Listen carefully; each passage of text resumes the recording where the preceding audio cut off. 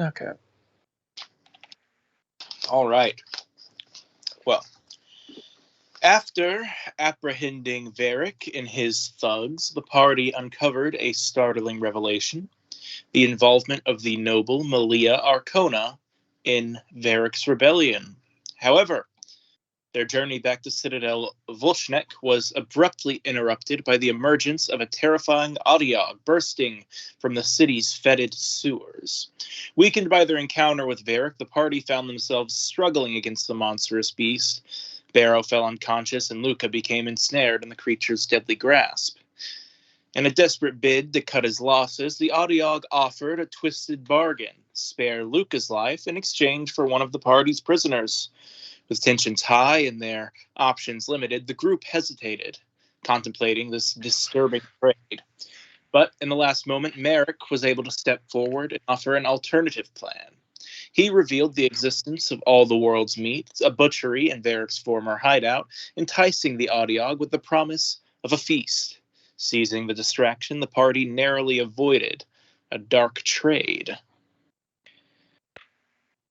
Relieved and grateful for their survival, the adventurers promptly handed Varric and his thugs over to the Corvosan Guard, reaping a handsome bounty for their efforts.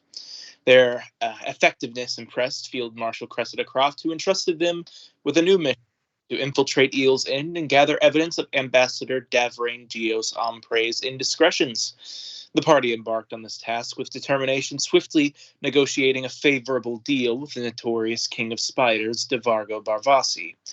A high-stakes game of knivesies, led by Luca, secured their victory, but the price of an easy victory was leaving behind a captive house drake.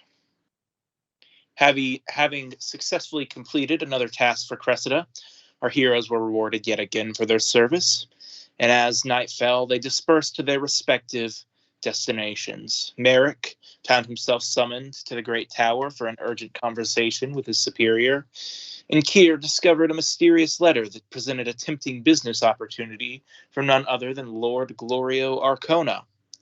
The night took a dark turn for Barrow when he reunited with his old friend Freely Walks.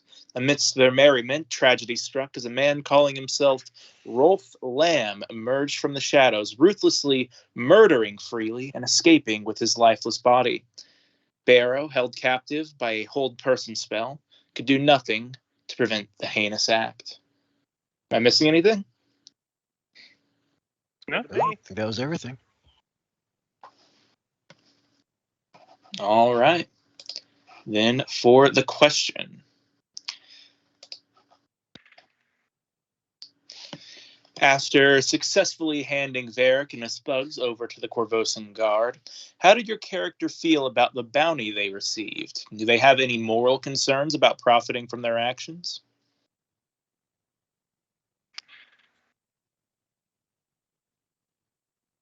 Morally, he doesn't feel conflicted about turning over people who have basically went AWOL. It'd be different than like when he just quit versus just literally just leaving and then trying to profit off of what's going on. But they were wanted men, and they were clearly doing something sketchy, even if they weren't actually selling people. So no qualms about what we did. More just like, why are we doing this?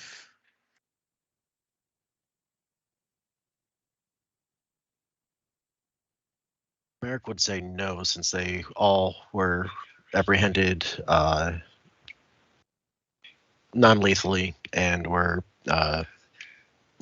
likewise turned in peacefully. They're gonna hang, but Maybe.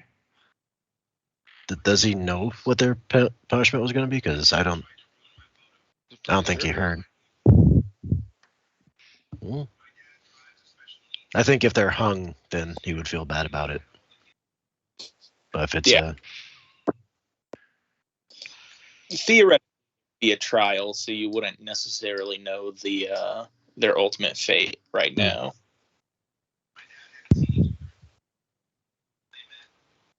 Also, our body count is so low in this game so far. Yeah. I would say no, since at least from his mind, they'll receive a fair trial and receive the punishment that again, in his mind, they deserve for desertion of duty during the riots. Fair trial. Oh, you sweet sugar plum. And he's spent his entire life working in law enforcement, Mm-hmm. even if he was just basically a call operator to some degree. Look, just because we have the verdict before we start the trial doesn't mean it's not fair. It's just efficient. But the jury is literally people who I have wronged. Well, you should have want wronged him some then. Now people should you? Who were informed. Act like they never heard of an educated guess.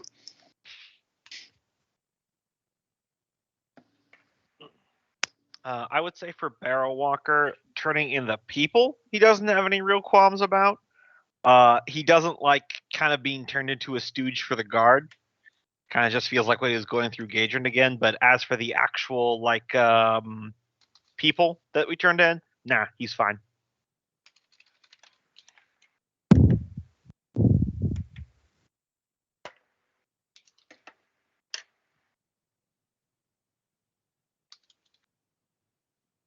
Yeah, there's enough questions surrounding what they might have done in that place that Kier doesn't feel particularly conflicted in any way about it. And besides, I can use the money to help people. Myself, mainly. Hey, I'm people. Hey, I wasn't arguing that. I know, right? Then we are just looking for an answer from Vic. Vic, as a priest of Abadar, would never give his services for free, so he has no problem being paid. As far as those deserters during a riot that disrupts the economy, I can't think of anything worse or any other worse affront to Abadar. No telling what they were doing with the money that they were getting, probably stolen goods. They probably weren't paying taxes on any of the revenue. I mean, does he need to go on? I know, tax evasion, right? Heinous. It's literally against their religion at this point. Fly cannibalism, whatever, but tax evasion.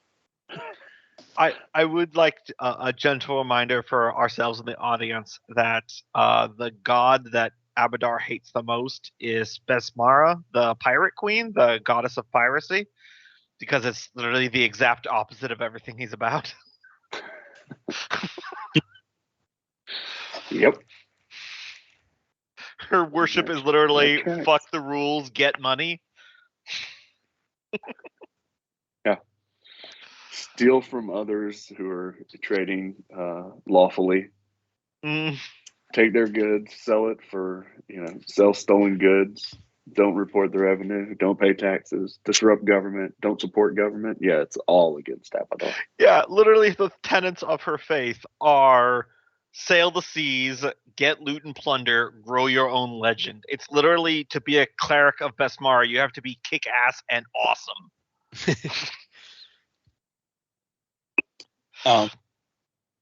But now that everyone has answered the question of the day, I will open it up for you guys. I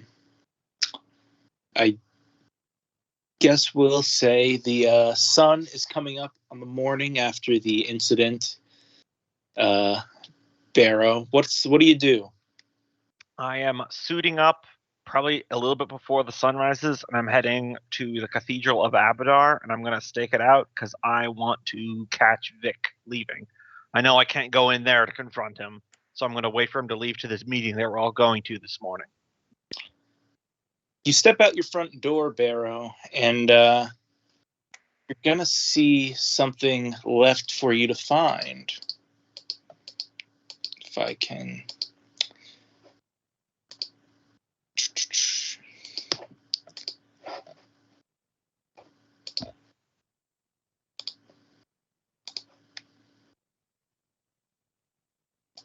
I will share it with you, and you can choose whether or not to share it with everyone else when the time comes. Uh-huh. But it should be in your handouts. Ooh, general handout. One.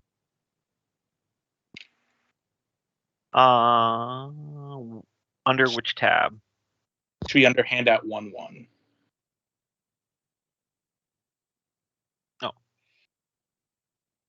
There we are.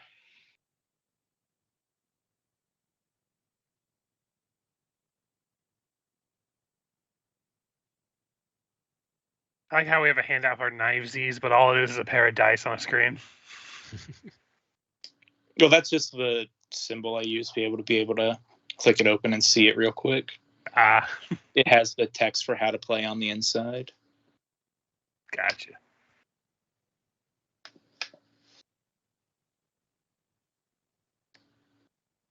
Interesting.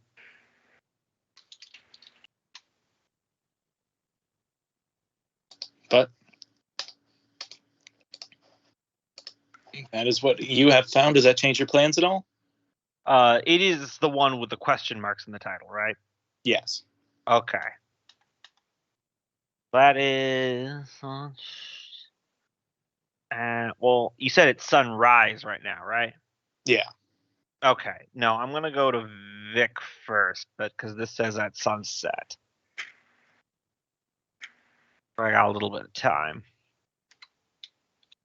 All right. Then, yeah. Vic, tell me what you're doing. Out of character, we discussed that night going home, he would be able to empty his vault and liquidate those items. Yes. So he is going this morning to go hunt for a healing wand to help the group. All right. And surely enough, I'm sure Barrow is up before you are. So Absolutely. Bankers do not get up early. let's talk about Kier and Merrick. You both had some stuff you had taken care of the night before. What happened after that? I think Merrick would go to the young hippogriff that he's been assigned and just start introducing himself to it.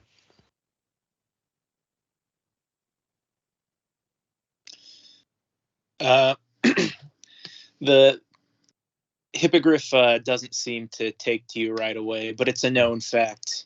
It's a magical beast. It's going to take him to respect you. Yeah, and he's starting that progress. I imagine he's trained up a lot of these, or at least cared for them enough to know the basics on their temperaments and all that. Mm-hmm. What about you, Kier? Yeah, spend a few hours brewing those potions, considering the letter. When I first see Merrick and bring it up, like, I was invited to meet with what was his name? Glorio Arcona. I can put it. Gloria Arcona. He apparently has a business proposition for me. Oh, is it something you'd like me to tag along with, or you got it on your own? Idea what the business is about? Is slightly vague, but seems he wants to be my patron in getting back into the apothecary business. Oh, that'd be fantastic. I don't want to presume, but it sounds like that's something you've been wanting. Yes, at the very least to be able to pay you back more directly for all the help you've given me and no longer be a burden.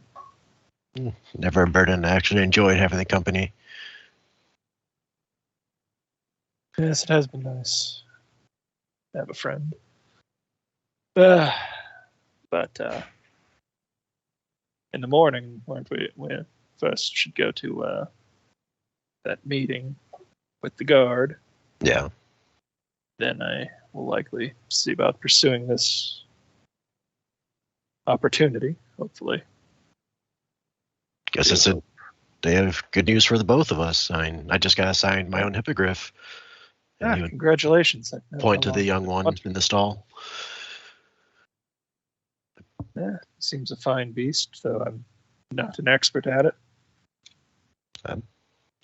I'm sure, just as all of them, he has potential, but I'm definitely looking forward to trading him up. And it's been something I've been looking forward to for years now.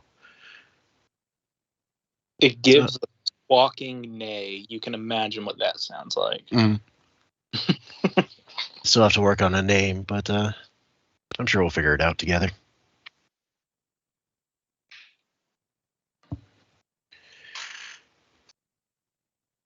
Imagine that's probably the extent, unless we had anything else. Not really. Okay.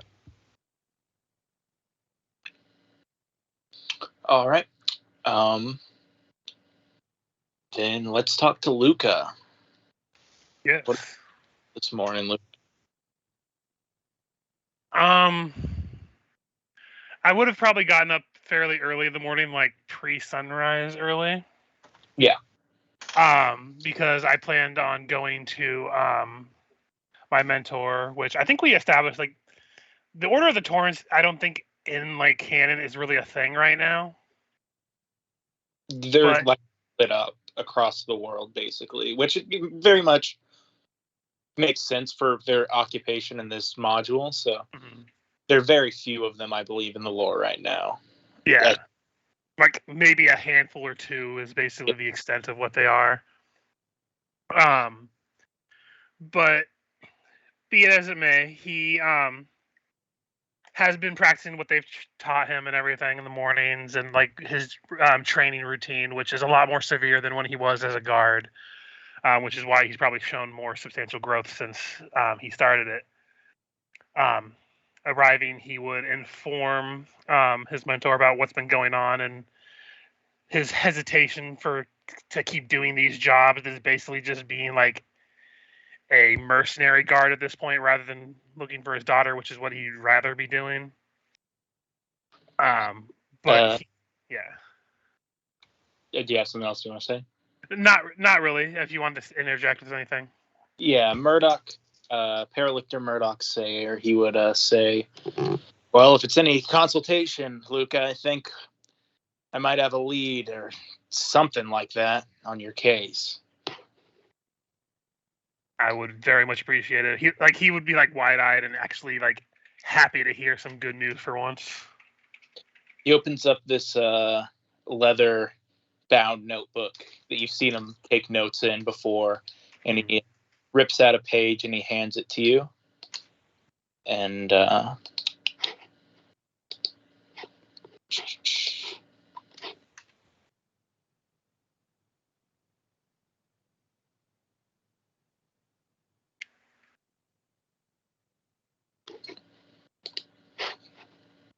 sorry. Oh, it's in the duh.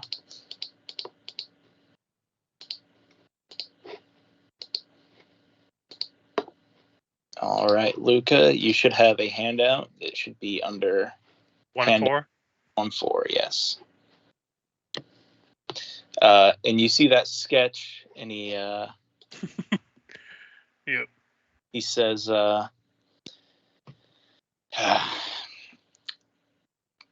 rumors have circulated about a particular creature haunting the Gray District in the last couple days since the riots started.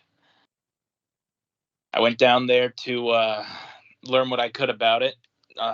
Wasn't particularly helpful, but I managed to sketch out the best approximation from what the locals have seen. Particularly, or go ahead. No, sorry, that was out of character. I Oh, said I thought it's me. that was.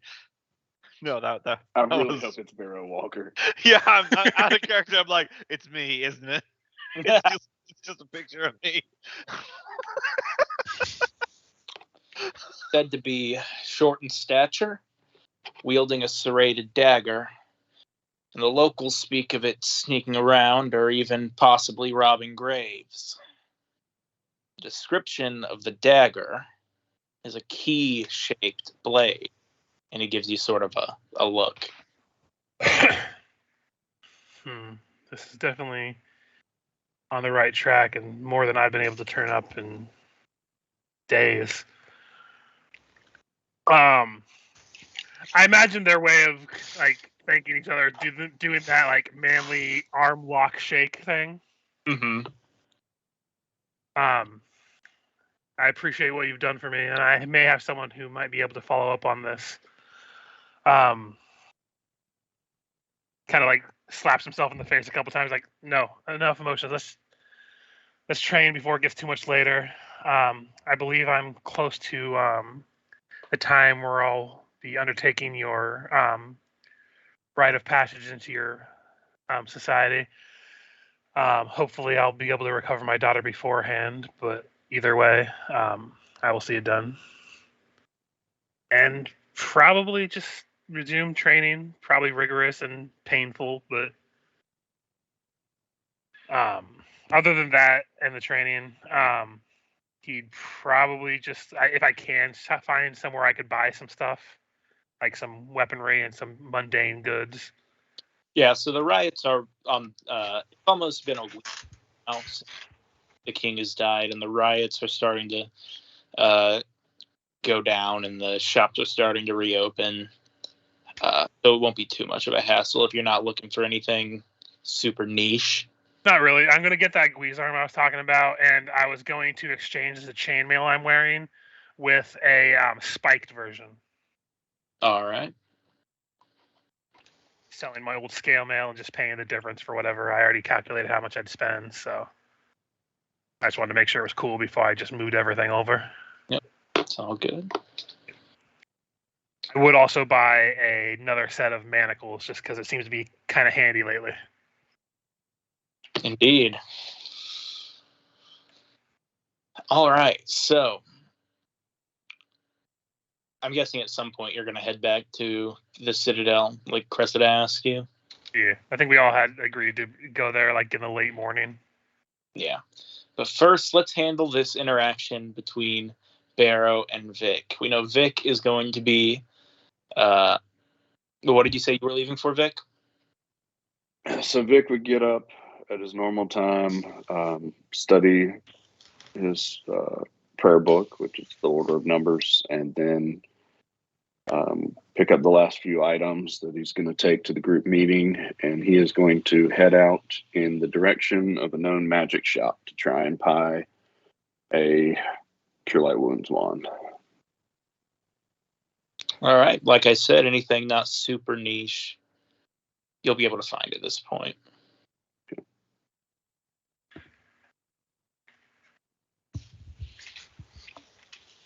La-di-da-di-da, walking out the front steps of the bank, not noticing the assassin in the corner. I mean, I can roll stealth if you want me to, but No, I think you'll flatten his. Do you do like basic? How do you do basic perception in Pathfinder? it's generally only if people are actively looking out. Yeah. He would not be. He doesn't have anything to suspect this morning. The way I've always rolled it, if you're not actively looking or saying that you're on site looking for something, I generally operate it on like a 2 on the die plus your perception modifier. Yeah, or at least just the skill modifier. Yeah. That's how I do it. Yeah, he's got a +10 perception if you want to roll and just make sure. But you've probably got way higher bonus on your stealth. Oh yeah. Yeah. I'm gonna shadow him for a minute and let him finish his business at the magic shop, and then I'm going to wait for him on his trip, since I know where he's going, to pass by like an alley or something. I'm gonna grab him and yank him into the alley off the street. You can't have my money. Take the other eye, not my wallet. She said she was All 18. right.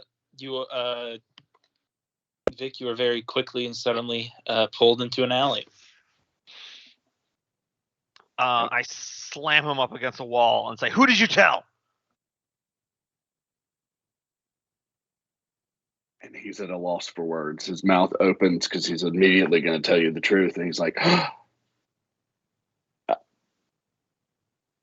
I, I, I don't know who I told what. Besides, Luca, you're the only other person that could have seen my face. Who did you tell? How'd you know I saw your face? You were unconscious.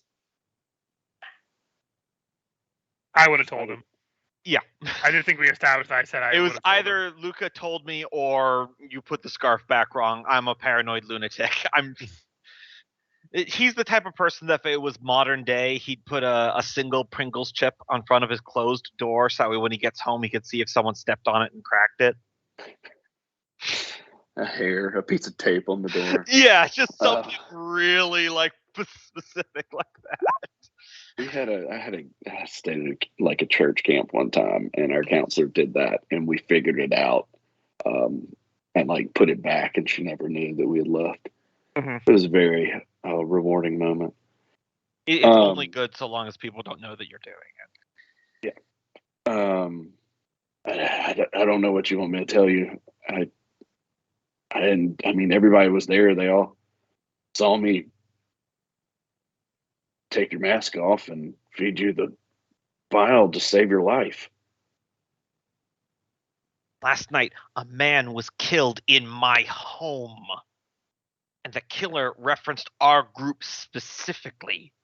I have taken to extreme steps to get my identity shrouded. So it was either you or Luca, and I don't think Luca would have spilt the beans on this. I don't know what you want me to tell you. I don't know who would be interested in the fact that you have scars. What do you think I told them? What my face looks like.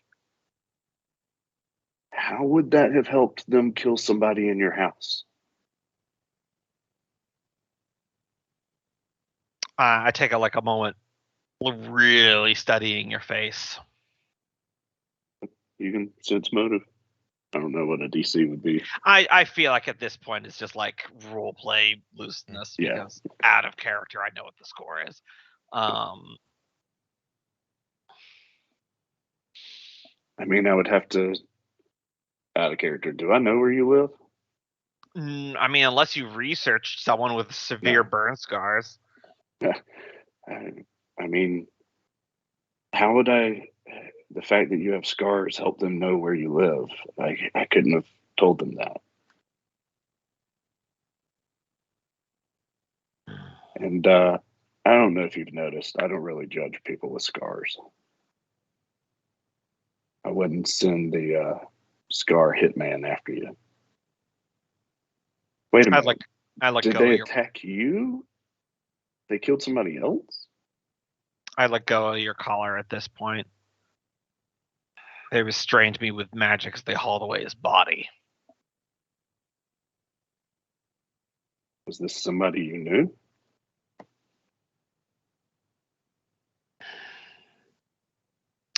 A friend of mine, but the attacker claimed to be Rolf Lamb.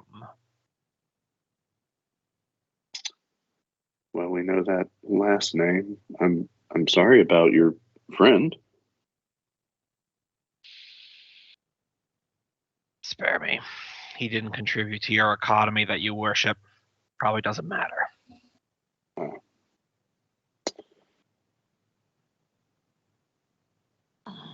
How? Was he involved in some way in the things we've been doing? Was it retribution for... No, otherwise he would have killed me.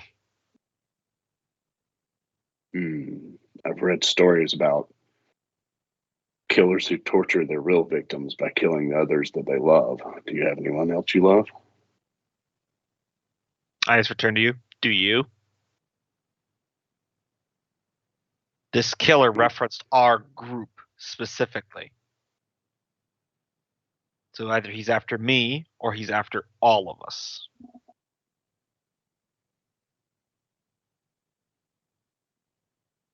I'm having to check my bio to see if I had any other family. Hey now, my guy is a Vic- family man. Don't take my shtick. It's not Yeah, just Vixen family. It looks could be down. anyone that you are close with as well. Yeah, unfortunately, since my father's gone, I realized that I don't really have anyone else that I have developed much of a relationship with,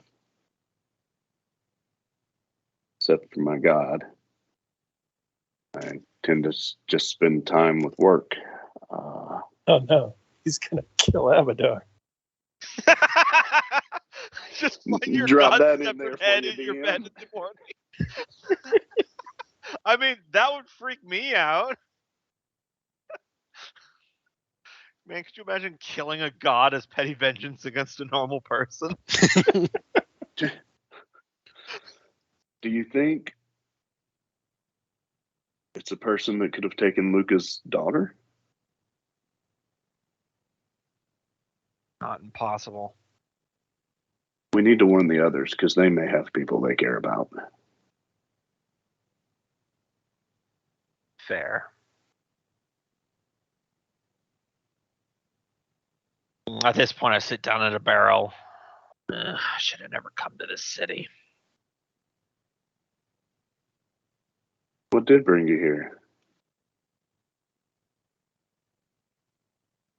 I'm just going to do a quick look around, Michael, back and forth. I assume this alley is empty. No, there are three homeless guys who've been watching this entire interaction that are just like They're just mid-coitus, very awkwardly. Yeah, for the alley. Mhm. It's like a kid stopped dead in the alley licking a lollipop mid lick. Throw a dagger, kill the kid instantly.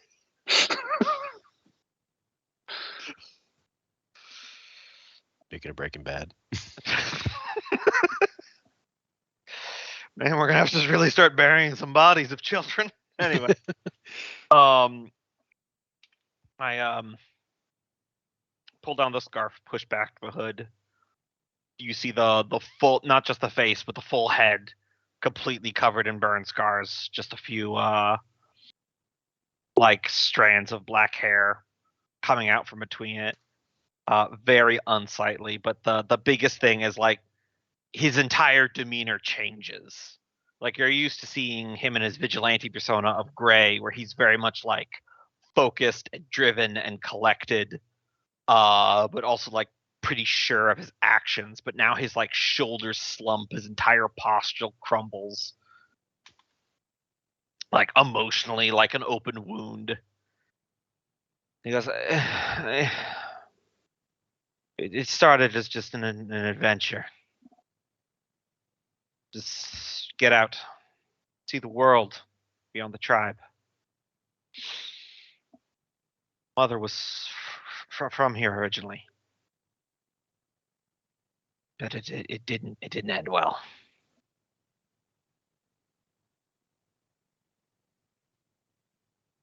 Can I ask what happened? How you got your scars?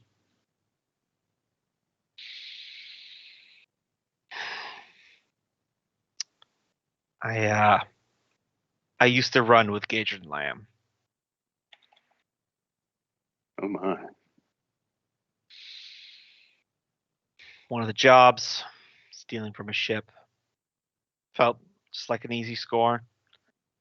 I did not know that I was the fall guy. And we get away clean. I would get blamed for the crime. I got away from the guard, but they thought it would be funny to burn off all my tattoos. Face, hands, arm, everything.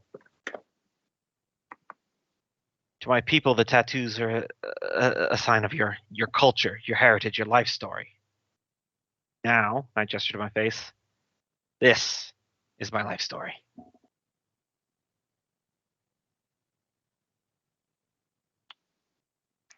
Were you from a Shanti tribe?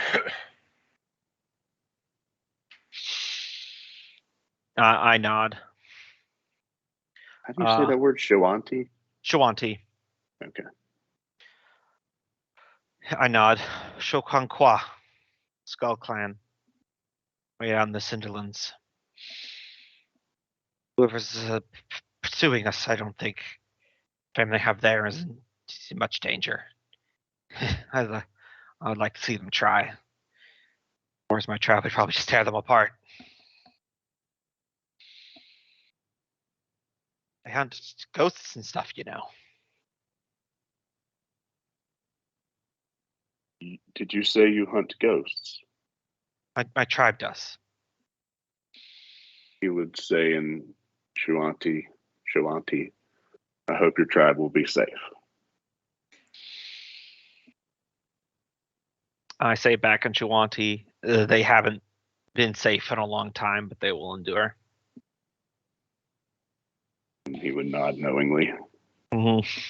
knowing how they've been treated. Indigenous people just get the shit, man. In general, yeah.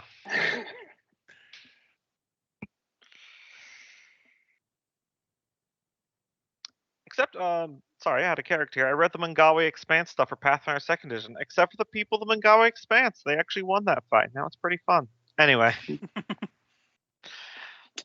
Isn't there an AP that takes place in the Milwaukee Expanse? A couple. I know there's one in 1st edition and then one in 2nd edition. Yeah, I meant like 1st edition. I thought there was one. At Yeah, least I one. believe.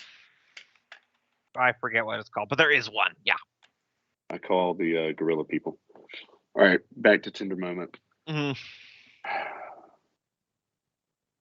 Well, in the city, I hope you find what you need to heal. Perhaps the actions that we're undertaking, you'll find some sort of solace in. Nothing so far yet. I start pulling back up my scarf and hood. As soon as the mask goes back on, the other persona restores itself. We should get moving. We have a meeting at the guard post. I don't enjoy working for them, but I said told Luca I would help. These were the guards that tortured you. No, Gadrin's men did that. Oh, okay, that makes more sense. Well, I won't tell anyone what has happened to you. That would be wise. I'm sorry for smashing you into that wall over there.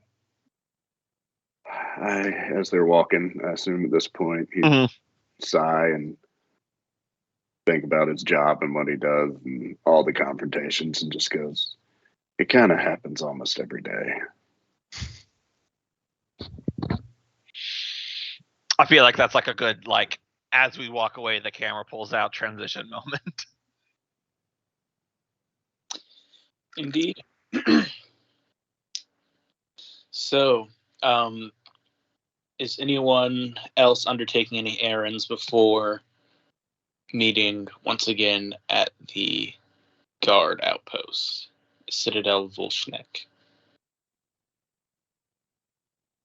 I'm good.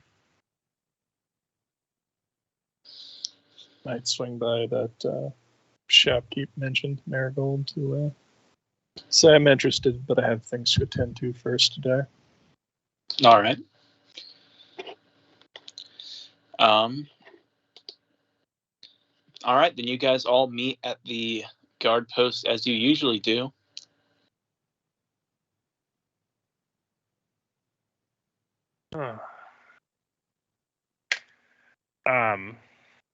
Yeah, greet everybody and guess head on inside. Just try to get this shit done. I don't think really any of us really want to be doing this. At least a couple of us don't. No, we're trying to use this as a lead. I think Marek wants to. Yeah. I We were walking he's not as much. It's coming off a sketchy Tim too. Honestly, I think of our troop, you'd be the most likely to start blabbing about our crime. I will say, as we're walking in, I would lean down to Barrow Walker and just, I don't know if lean down. I'm not sure how tall difference is or anything. But I'd whisper to Barrow that I might have a lead on my daughter that has to do with the gray. So when we're done with this, I have something to show you. In Yeah. your response Yep. to your comment, Gombo, that Mhm. would have been the case had not the first 5 minutes of the group being formed, a kid was knocked out and abducted. So he's realizing, nope, You gotta I chill think out, everything man. I do with this group, just keep it If to you the want chest. to take it from, you will learn to hear first, folks, kids. That if you want to nullify the team narc, just super incriminate. Make it so they're gonna go down just as hard as the rest of you. Yep. Yep, you get the negative on them. You're good to go. But yeah, to Luca, I say, yeah, after this, we also have problems. Oh goody. I forget, what's our new quest? We're I'm just not sure we're told yet. Yeah, we're meeting the guard captain lady. Watch, we're gonna have to go dispose of some unwanted ne'er-do-wells, or better yet, we're going to have to eliminate some other people that the guard doesn't like. Yay. Oh, I'm saying this out Fundamental. loud as we're walking. Since we gathered these items together, I feel like it's only correct for us to distribute them evenly, and he would pull out the chest with the 12 gold bars on them in it, and start passing those out. So it would be 200 each. Wait, 1, 2, 3, 4. There are 5 of us. So 200 each, and then we'd have 200, or we'd have 2 extra gold bars. Yeah, that's his calculation. And he would divide it up in gold. We're not working on Mickett numbers here. Yep. So what? Worth 100 each. All right, the priest of capitalism's evenly distributing the wealth. Yes, 200 each. Sounds like and some then- communist That's talk. 240 for 12 of them divided by 5. Yeah, so y'all would each have I don't know how you want to track it, 2 gold bars, and then he'd give you each 40 gold pieces, and he'd take 2 extra everyone- gold bars. If Michael's all right, I'm just gonna make it just straight gold pieces to save the middleman math. Yeah, Yeah. you know, to train. Go up to the Yeah, Church I of feel like it's Abadar. gold. So I've heard of a new religion. It's called socialism. I think you guys would love it. So did you say Mm. 240 gold pieces each? Yeah. Then they would kill you. Yes. I would be a heretic. It sounds wonderful. It seems like the most popular person would profit. All right. You guys push open the door to Cressida's office. She sits back on her desk. She's got a map of the city spread out in front of her. And she says, welcome. I've been waiting for you. Sit, please. I stand. Yeah, I was gonna say I stand as well. We're just standing in the back of the room. Vic definitely sits. Merrick was definitely going to sit, not realizing people were standing until he was already seated, and is now kind of feeling awkward. Well, no, Does see, a half stand, sit, half it's stand. good photo etiquette. We got 3 people sitting in front and 2 people standing in back, so we were There you all go. evenly in frame. There She you doesn't go. have to turn her head around. We're You literally guys- in the boy band pose. You guys, Who's in the middle? Here. Here. Yeah. of course. You guys look around. You notice that this room is much more disheveled than the last time you were in it. There's sort of charts and papers scattered around, and just overall less professional than what you've been used to. And she says, I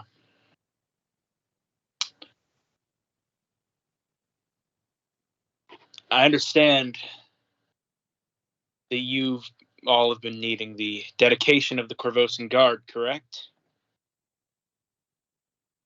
In a manner of speaking, yes.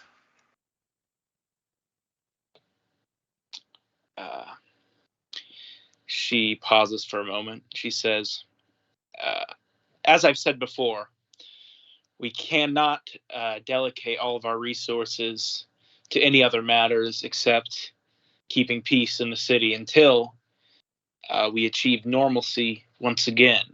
However, I think this might be the mission that does it. What's the objective?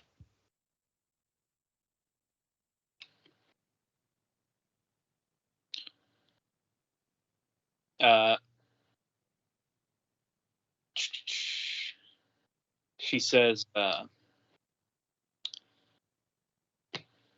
I have figured out the name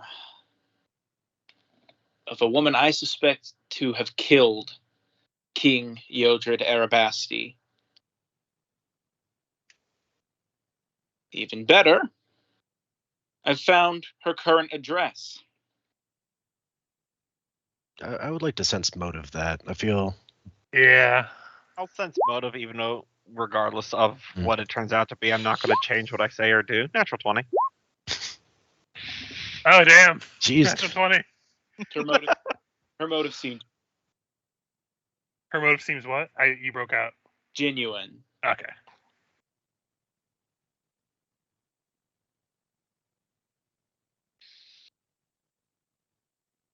Look, in truth, I'm not the first to suspect this woman, but there have been rumors on the streets since the king has been killed that she may be the one responsible.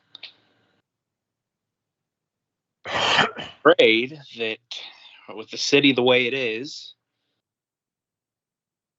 the girl doesn't stand a chance at a fair trial.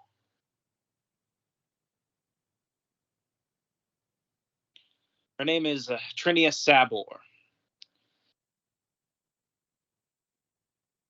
Does that name ring a Yeah, bell yeah. to? Like local or nobility or something to. Yeah, you can give me a knowledge, local or nobility. It'll be pretty hard because it's pretty niche information. 24. Let's see. Oh, I did put a rank in knowledge and ability, but it's not going to cut it probably.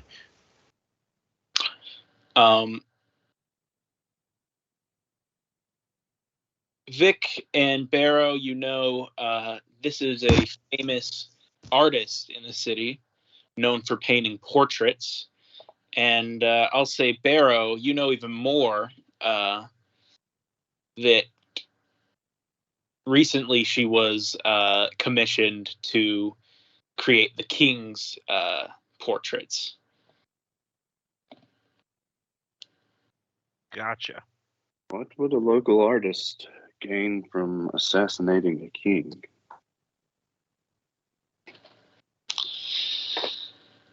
That's what I can't figure out. But as far as accessibility to the king for long durations of time, and she also fled upon suspicion of her acts. Regardless, we need to bring her in for questioning. And keep in mind, I'm trying to keep Trinia from being executed if she's innocent. There are many groups in the city looking to gain a foothold in the power vacuum that the king has left. If they get to Trinia first, I think they won't be as fair. Has it been determined the cause of death for the king? And I apologize, y'all. I've got a terrible cold, so I'm talking with my nose completely shut. No worries. Officially, we've put out statements saying that the king died of an illness. However, many closer to the case have suspected foul play for a long time. But to be able to poison someone like that for so long, over such a long duration of time, you need access to them, something that Trinia has.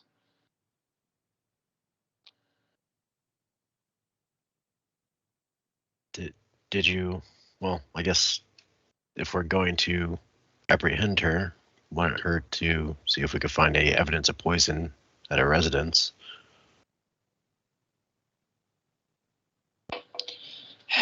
The thing is, I'm not exactly sure she's going to wait and give you a chance to find out. Like I said, she's been on the run since she found out she was under any sort of suspicion. But do you know where she might be now? Yes. Well then. You're going to a flat in Midland at 42 Moon Street. But soon, so will the rest of the guard, and the mob itself. The rumors have riled up the locals something fierce, and Hell Knights are doubtlessly going to be on the case before long. I don't have access to any sort of information they wouldn't.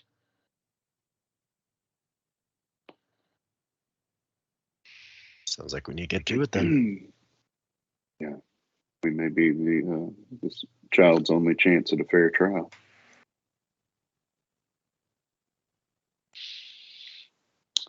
Get to her first, bring her in alive. Avoid or deal with anyone who gets in our way. Sounds simple enough. Indeed. Bring her back to me so we can deliver her safe and sound to somewhere she can be interrogated, preferably with magic, so we can be absolutely sure about her role. Get in there, catch her, get out without letting the mob or Hell Knights or the Queen's Guards get their hands on her. And I'll have loyal agents and officers nearby take her into custody.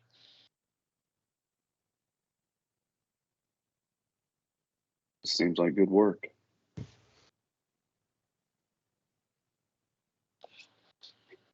Shall we? Is Ready? Do it. there any other information we should know? She's a runner. She's a runner, I think you said. She's a runner. Yeah. They all are. Except for 2 members of this party. I prefer Listen, to sit I got the down, feats buddy. that help me jump now. Well, okay, so it was 3 members. Now it's 2 members. Look, he can fly now.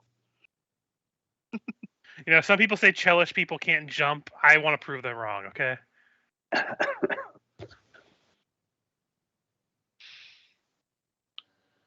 Yeah, go back to your wine fields and your opera houses and having sex with devils. Why am I saying this like it's an insult?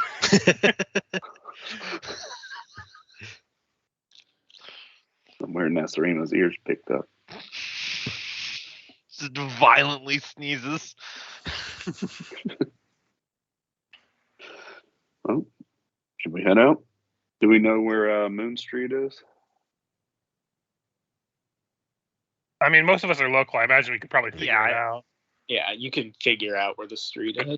But basically where you need to go.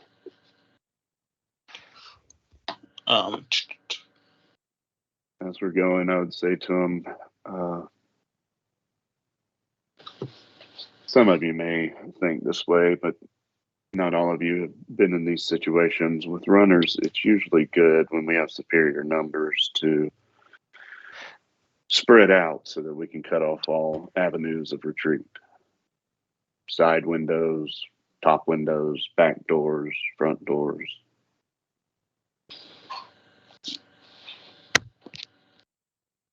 you think I should switch to lighter armor in favor of mobility? You couldn't get out of a pipe before. Michael, on our way, could it? Michael, would we be able to make a pit stop and be able to buy a potion on our way, or would it be too much of a detour? You're not on a timer or anything. I just want to go get a potion of Expeditious Retreat. It's All a right. level 1 potion. I think it's only 50 gold for that. Could come in handy since my movement speed is hampered right now.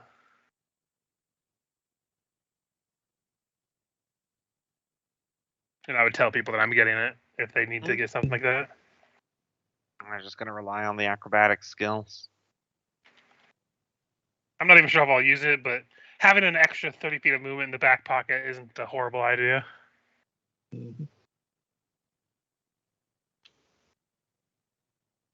Just take off the scale mail and rely on the AC bonus from Monk.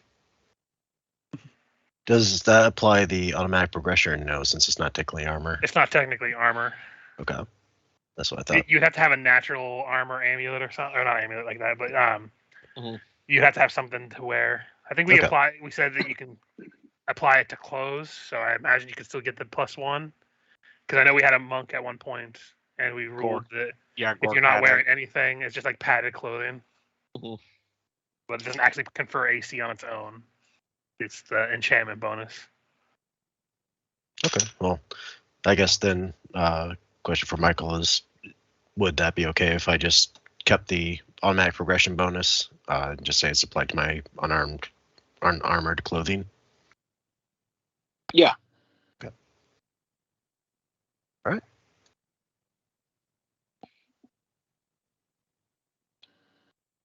All right. So you guys head down to the address.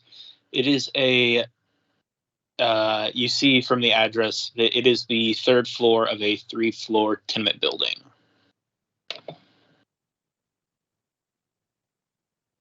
Is there a 4th floor? No, it's 3 floors total. And is it flush against other buildings? Yeah, everything is real packed in Old Court, or actually it's Midland, but still everything's pretty packed in the city. Gotcha. But- And then are the other buildings just also tenement buildings? Yeah. Okay.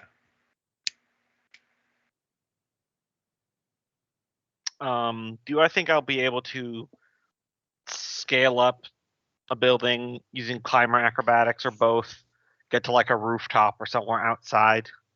Real quick, I'll go ahead and cast a Blessing of the Watch. It There lasts for 5 hours. there aren't a whole lot of places in this. The answer to that question is no. Combo. Okay. I would offer to hand you my grappling hook and rope if you think you might be able to scale the walls with that. Would that be possible if we pass a attack roll, I guess, to hook onto the top of the roof? So what are you guys trying to achieve here? I For was him just to be able trying get to to- the roof. I was just trying to cut off any potential escape routes while they go in through the front door. All right.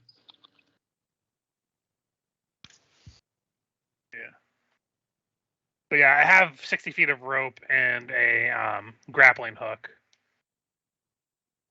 I'm not sure how tall this building would be, so the chances of it hitting might be pretty low. All right. So yeah, you gotta walk up these stairs to get up to the 3rd floor. Yeah. Let's just go through the front door here. Okay.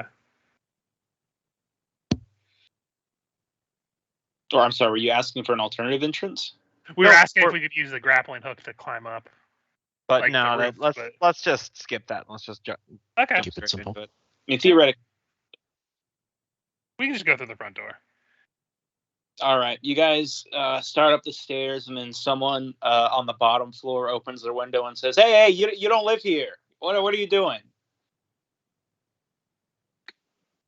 Security check. And I'm going to intimidate them to shut their window and ignore us. 16.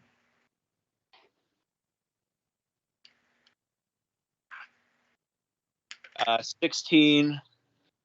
They'll call up to the 2nd floor and say, "Hey, Bruce, come deal with this guy. He's making a ruckus down here." And then another guy comes out on the 2nd floor. And he goes, "What are you doing?" We're dealing with a bunch of Italians sticking their heads out the windows. I throw 5 gold at the new guy. What do you think? I want your fucking money. Keep your fucking money. I told you they're Italians. You'd speak their language. Pull out a couple hands. Hey! We got some prosciutto. I'm just going to Vic ignore him would- and walk through the door. Vic would take a step over and look at him and say, try to use some diplomacy in the situation. Study him up and down and say, "We're on business from the guard. We're here to keep the peace, sir. Please don't try and stop it. Please don't interrupt." Oh, business from the guard. My bad. I didn't realize you guys were with the guard. I'll just go. And you see him. He backs up and he goes back into his apartment building. And then you hear him bang on his roof. Yep, I'm already going through the door. Yeah, I break out into a sprint. Yep, so if he's doing that, I am literally going to pop my potion of expeditious retreat now. So that'll give me 50 feet of movement speed. And it's not subtle either. There's loud banging as I ascend the stairs. All right. What are you doing when you get to the door? I'm going to just try to bust it down. All right. Let's just go ahead and roll an initiative then. All right.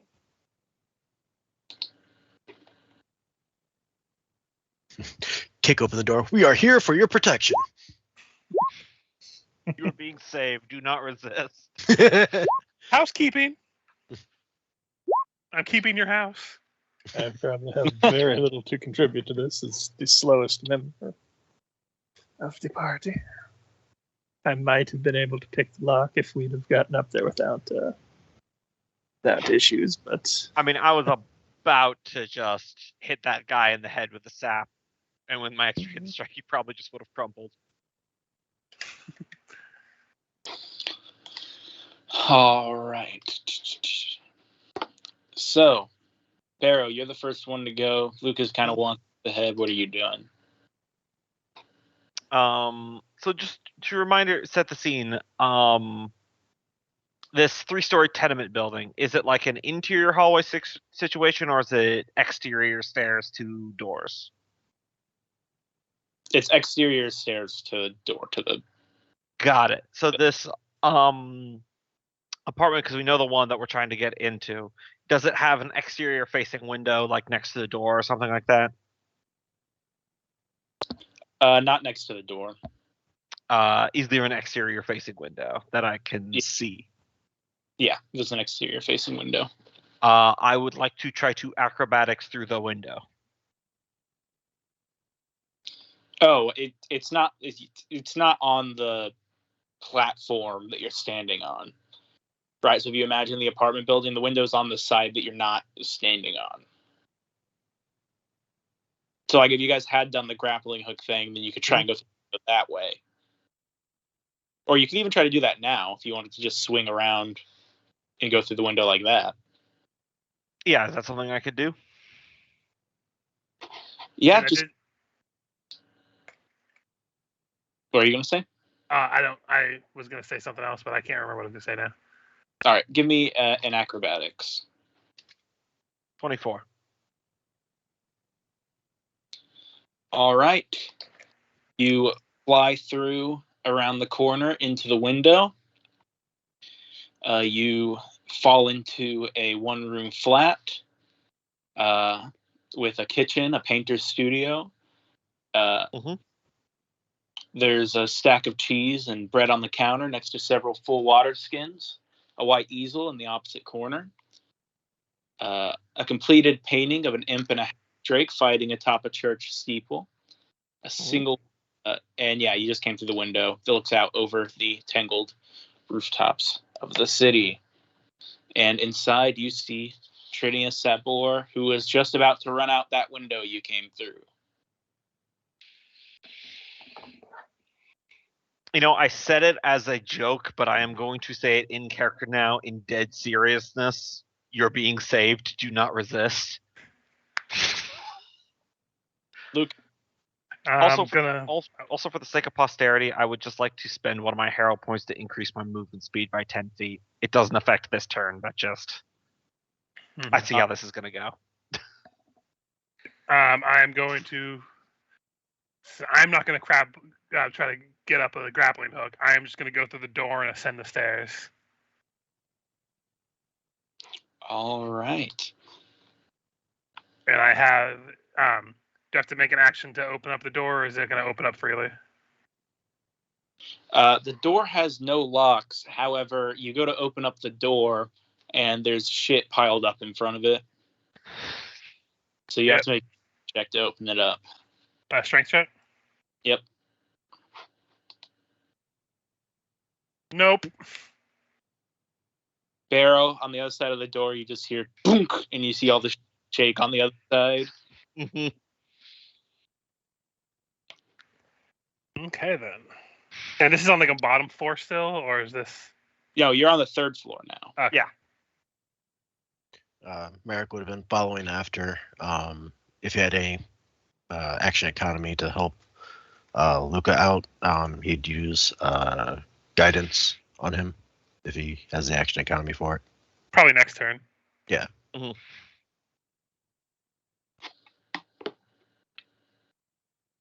Just I can't possibly get a natural one twice in a row, right?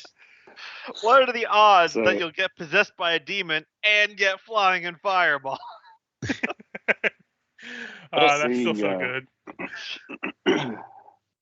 seeing Luca trying to force open the door and he's not even turning the handle, Vic understands that he doesn't do this much. So as he moves up, as part of his movement, he'd pull his crowbar out and go up and say, "Here, let me give it a shot." And he'd force the crowbar in and try and pop it that way to get a little extra leverage. I think we said the crowbar gives a +2, right? I'm not exactly sure how a crowbar helps against stuff piled in front of the door. I think he's actually just removing the door, and then they'll just have to shove their way through. Like he's busting the door off the hinges and throwing it to the side, and then they'll have to like football tackle the stuff out of the way. I mean, a crowbar would still act as Yeah. a lever to give you, yeah, it still To shoved the amplify- stuff amplify. at least a couple inches. to Get the amplify door your open. force. What do you want this to be? This could be an 8 another. This could be... I would just go ahead and do my own strength. All right, to your strength. Strength check and then a +2 to this from the crowbar. Oh, there it is. Circumstance bonus on strength checks. I have it in my inventory as well. Showing that slow and steady wins the race, Vic manages to crank the door with his crowbar. But that is all you can do. Yeah, he kind of steps back and does the hand gesture in of, there you go.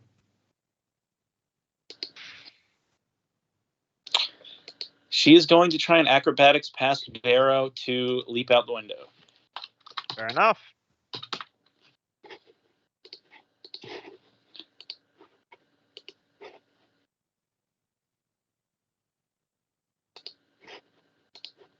That's a natural one. Yeah. Jesus, let the record show that her natural 1 results in a 16.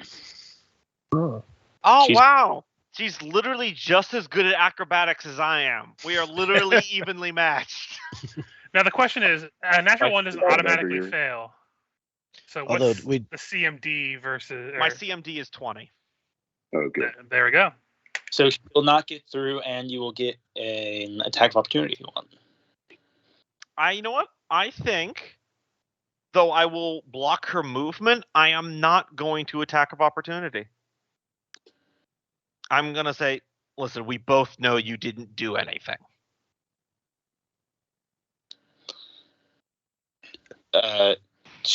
You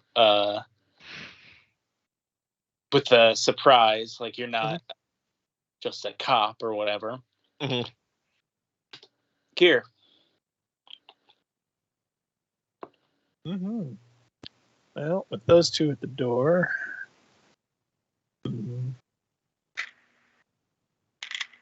probably a rough estimate of like 20, 25 feet up to the window from the ground. 30 on the outside. Mhm. So I guess I'm camped a window with thrown sticky bomb. All right. We'll say that if she goes out, you'll get an attack with that.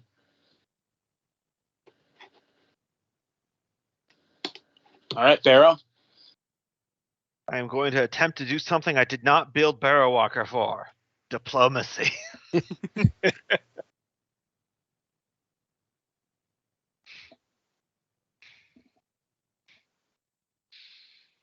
The fact that you're so ready to run means you know that some people are believing that you're guilty of the crime. I do not think so. I'm willing to bet most of my compatriots do not think so either.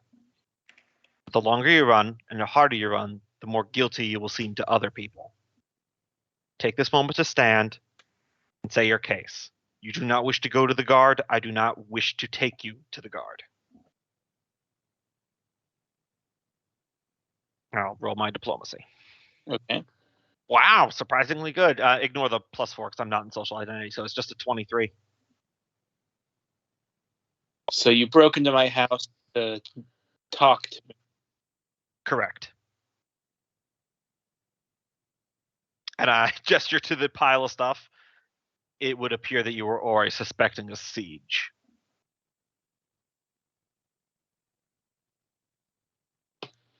All right. Being on the other side of the stuff, I'm going to push through. Do I need to make a check, or did Vic already accomplish that? Yeah, I think it's open now. Okay. So I'm going to forgo the damage on it, but I'm going to overrun her just to get her off the ground, onto the ground, so she can't run away. Listen to me. We can talk about this. Get on the fucking ground. Literally the exact two opposite approaches. I just knock her down, like, please don't get up and try to run. I am not in the mood for this. Oh, that's how you do good cop, bad cop. Okay. But I did say I forgo the damage. I'm not actually trying to hurt her when I do this. You definitely beat her CMD of 16.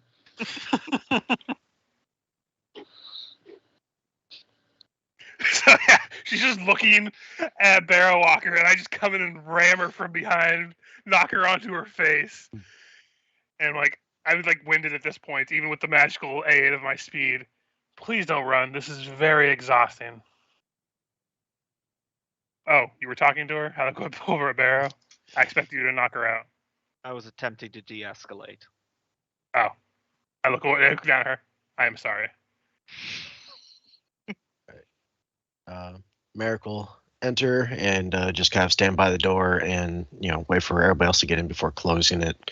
But at the same time, be readying command to, if she looks like she's about to sprint for the window or the way out. He's going to use command halt. Merrick, it's okay. We're trying something different this time. We're trying to talk. That's the best approach. And I did again, not expect this. I look down at her. Again, I am sorry.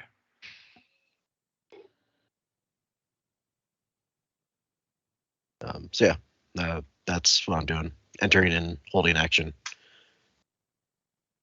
And waiting for everybody else to enter.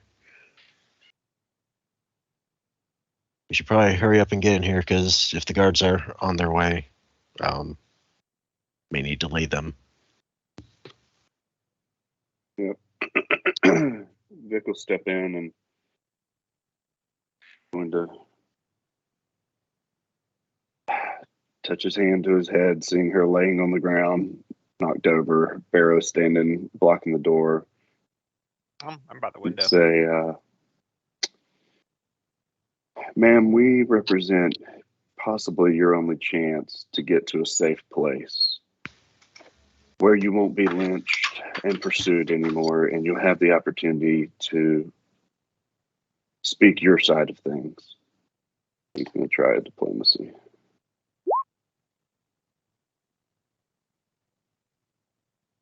Now I'll use my silver tongue haggler to make that a +1 more for 21.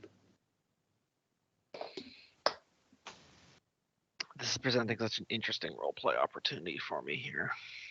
Because I, in character, 100% think if they take her to the guard, they're just going to hang her anyway. Probably. Point, basically, seeing no way to escape you, otherwise she would try. She will basically break down and just start going into, she's been set up. She didn't kill the king. Everyone's out to get her.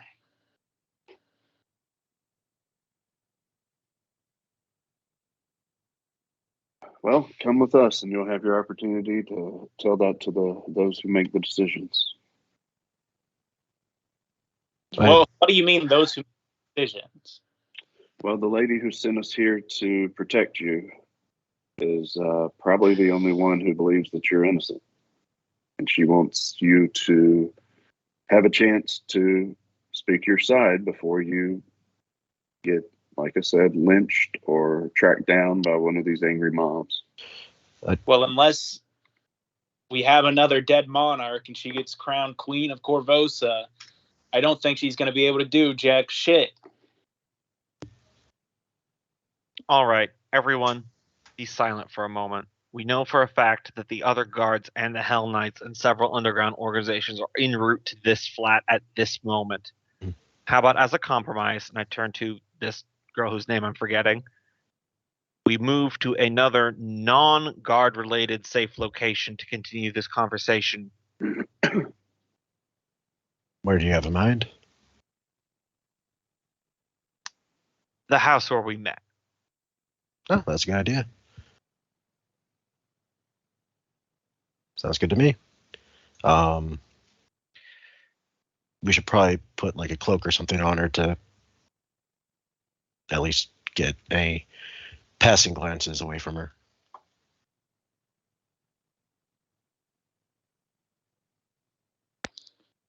All right, and we will pretty much be out of turn order.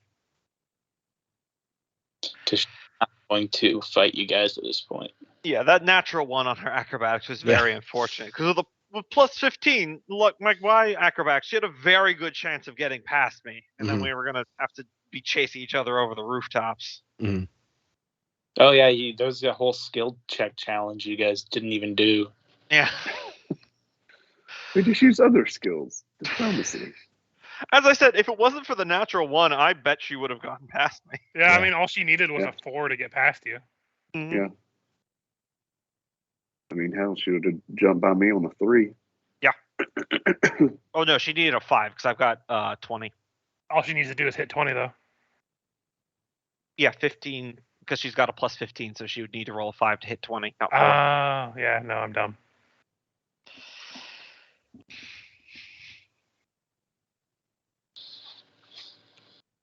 So, you guys, as long as you, get a cloak or something, you guys can make your way to.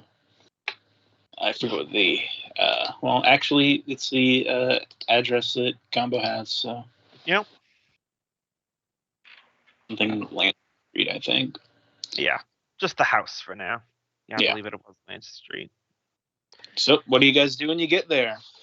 So As ever. Just go somewhere else. Looks close now. Kicking the door. Merrick would say, I do have magics to discern truth and prevent you from lying. Would you permit the magics to work on you if I was to do so as part of this questioning, just to help keep us protected and ensure that everything you say is honest? You can still not answer if it's something you don't want to, but you're just unable to speak falsehood. And he would attempt a diplomacy to try to get her to cooperate. Sorry, I was muted. She says, absolutely, go ahead. Okay. He'll use touch of truth telling. Well, once we get time for some questions, unless you want to make it. So it's good for 4 minutes.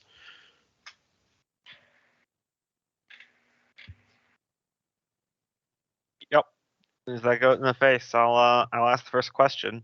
Did you kill the king? No. I look to Merrick. And he would know that the spell is in effect, so he would nod and say, "This is the truth." Then Do you know we're it? done here, aren't we? Do you know who killed the king? No. Any idea who would want to frame you, or is it just a aspect of opportunity? I got a couple ideas. The implication there being the queen, of course. Mm-hmm. Yeah. Yep.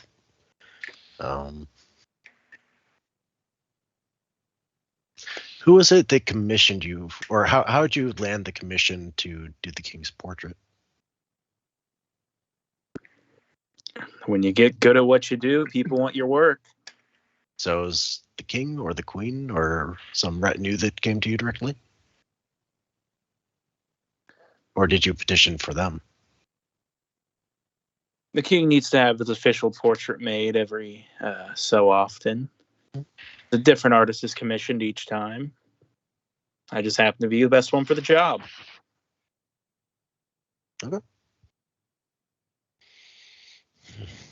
What is the significance of the painting that was in your room? The imp and the I had a character, I forgot what it was. An imp and a dragon. The pseudo dragon, yeah. Which would say they're the token creatures of the city. It's in character, that would be a pretty generic design in the city. Yeah.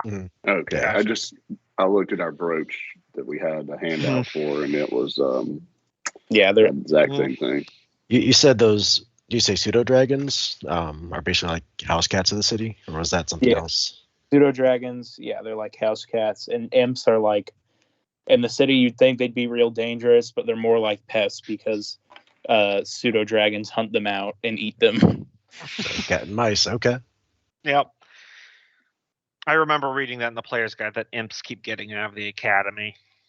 Yeah, because They're probably safer in the academy. the reason imps are a problem is because every now and then a summoner fucking summons a bunch of imps in and can't control them or whatever.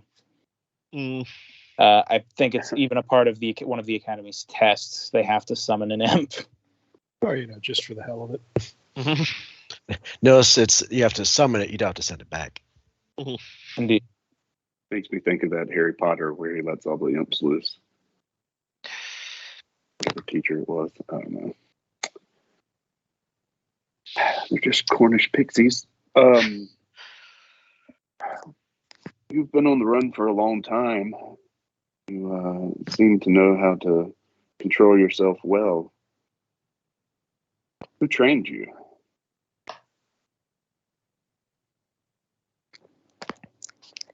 She would say Vencarlo Orsini. That name ring a bell? Isn't that the guy that escorted us to the criminal's place of business? Yeah. He has a whole academy, so it's not entirely surprising. Yeah, we ran into him recently.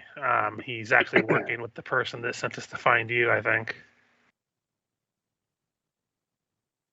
Well, Do it you doesn't still trust matter. him? Should the queen get her hands on me, the outcome's not going to be decided by Vencarlo or anyone else. She's not incorrect. If we turn her over to the guard, the queen will make sure that she faces the gallows regardless of her innocence. I was going to actually suggest, I look over at Merrick, isn't the person in charge of your group made some suggestive remarks that he doesn't agree with the queen? Wouldn't she be safer with them? And it's technically returning them to an authority figure. That's true. It might get us in hot water, but I honestly, at this point, don't believe they're going to help me at all. And technically, the head does act independently from the crown, right? Yes. There is a whole different noble that's related to the monarchy that you guys answer to. And I could always head that way now and just ask, and just to get an idea of if I get the impression that it would be a good idea. I mean, what do you all think? Again, I don't think the guard is actually going to help me find my child, and I don't like the idea of turning this woman over only to be her used as a scapegoat for whoever really killed the king, because writing on the wall, that's probably what's going to happen. It definitely is feeling reminiscent of that creature that crawled out of the sewers. Yeah, if the queen was involved in the murder of the king, we cannot have a false monarch leading the city. I don't even know. I'm inclined. I don't even know if the believe. queen killed him, but the fact that they have an easy way to pin the blame on someone else doesn't speak volumes for the trustworthiness of whoever's in charge right now. He turned back to the girl. What makes you believe that the queen did it? It's a gut feeling. Did you interact with her often? No. It's a She pretty says strong gut like- feeling. I can understand that. I mean, I isn't think- this the opinion of like half the town? I think Vic, especially since earlier this morning he just learned Barrow Walker's backstory, probably with that sense of he probably sensed this is the first time that like Barrow Walker's like very firmly on someone's side because this is an innocent acrobatic based person who's being framed for a crime. This is very much like, yeah, I'm on this side of the fence right now. It's like looking in a mirror. If they kill her, he'll never be able to found that acrobatics troupe. Jugglers United will never come to fruition. Out of curiosity, do you think our I don't know what to call her, the one that got us all together here in the first place. Do you think she could offer us any insights? And I'm not sure. We haven't really utilized her much, but What Dick time will of day is pull it, out the Michael? hero cards. Is it like mid-afternoon? Yeah. Okay, so not evening yet. Could she only come at evening? was she a noble? She was No. a Varisian fortune teller. Oh, okay. Not The even close. exact opposite Yep, direction. Yep. I was trying. Yeah, that makes sense. I thought we could pretty much just summon her using the hero cards whenever we wanted. Once a day. You can. Once a day, yeah. Well, let's talk to her. The more the merrier. And Vic would pull out the hero cards and open the pack and Zim zim zalabim. yeah, say, I just- Zalara, please join us. Doing that. I'm Out. saying She that. says, Combo, were you trying to say something? No, you go ahead. Yeah, she comes out. She, of course, is aware of everything that's been going on from Vic's perspective because she's been with Vic. Oh shit, that's right. Now she knows everything about me too. Fuck, I genuinely forgot about that. I did too. It is an intelligent magic item, my friends. Yep. Nope. Very fair. Zalara, do you have an opinion on the matter?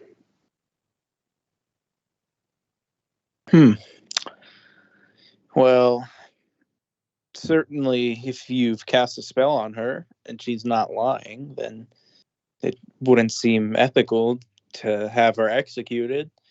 Though I guess we're not entirely sure that would be her fate. Do you know of any ways to get her out of the city safely or find a safe haven until all this blows over?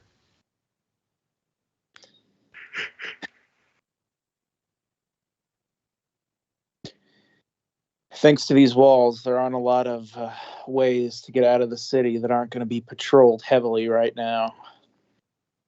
Suppose I was able to pull some help and won't have to go past the walls and can instead go over. I mean the Saber Company. It's possible. Maybe She's literally not heard in everything official we've talked capacity. about.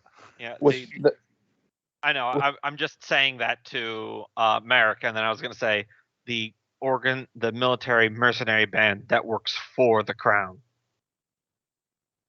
They're not beholden to it in the same way as the guard. They're beholden And- to the coin. And who's to say I'm going through an official channel and not just trying to see if I could get a friend to help me out.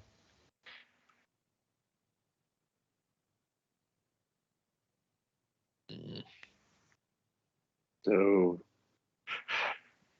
if the Uh, Sable Zalara Company would- would hold her, I would and say, y'all believe, actually, never mind. Go ahead. sorry, Michael. No, go ahead. If the Sable Company, Vic would say, if the Sable Company would hold her, and you believe they're less inclined to just turn her over to the Queen at a Queen's passionate demand, I think that's the route we should go. We're both on the side of the law and on the side of justice for this individual.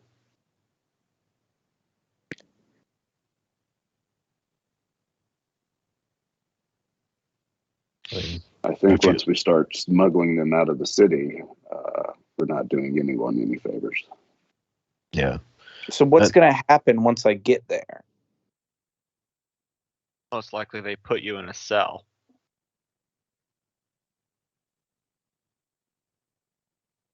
The protective custody, one place may not be the same as custody in the other. But like I said, I could go to the headquarters first and just kind of get a feel for whether they'd be aligned with us or not.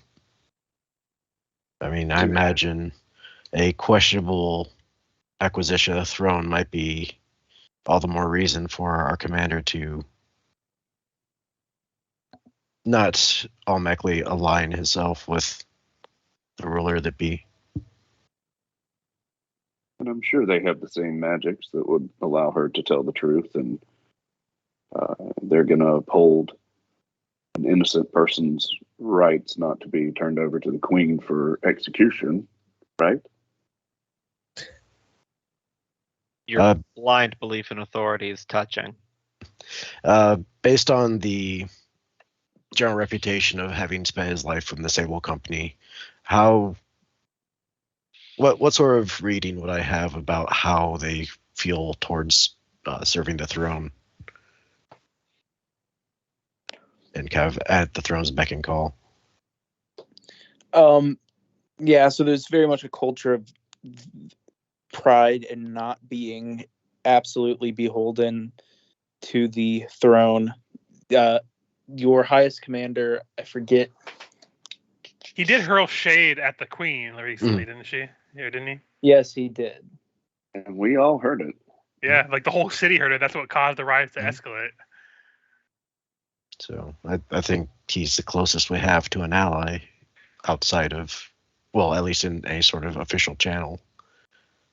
There would definitely be no love lost there, and at the very least, if we, they might be able to just keep it on the down low and give us time to find some options. And again, we have companions. We have a full stable of creatures that can fly her away if needed.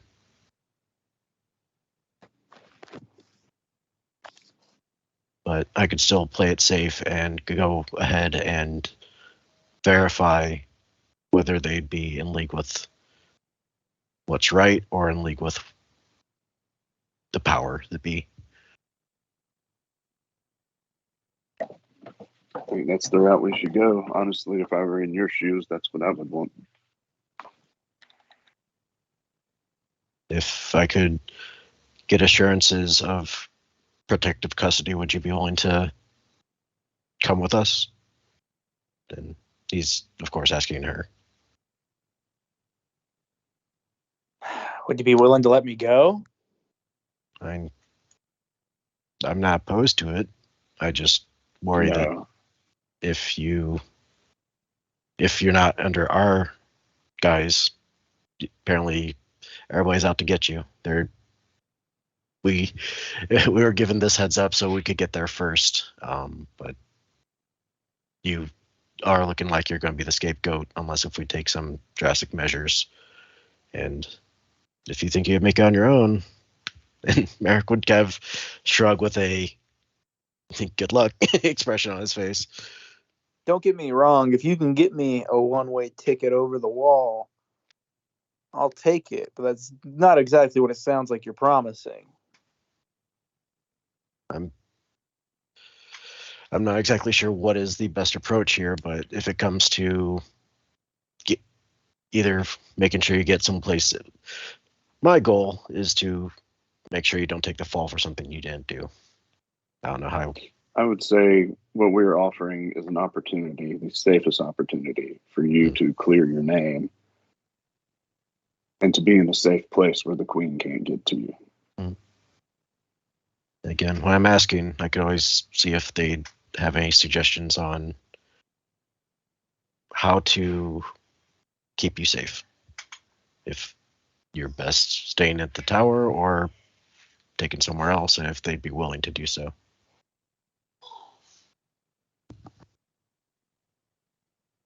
I think this is our only acceptable course of action. here, Just from that. Luca? I mean, this is the best option I can think of. They are still an organ of the state, but yes, the captain did dislike the queen, but it still might be inconvenient for them to put her under their nose. Even if he doesn't like her, he might be reluctant to snub the queen in such a direct way, especially if the guard could provide any sort of proof that she did it. My line of thinking was that they were going to use magical means to get her to confess whether or not she did it.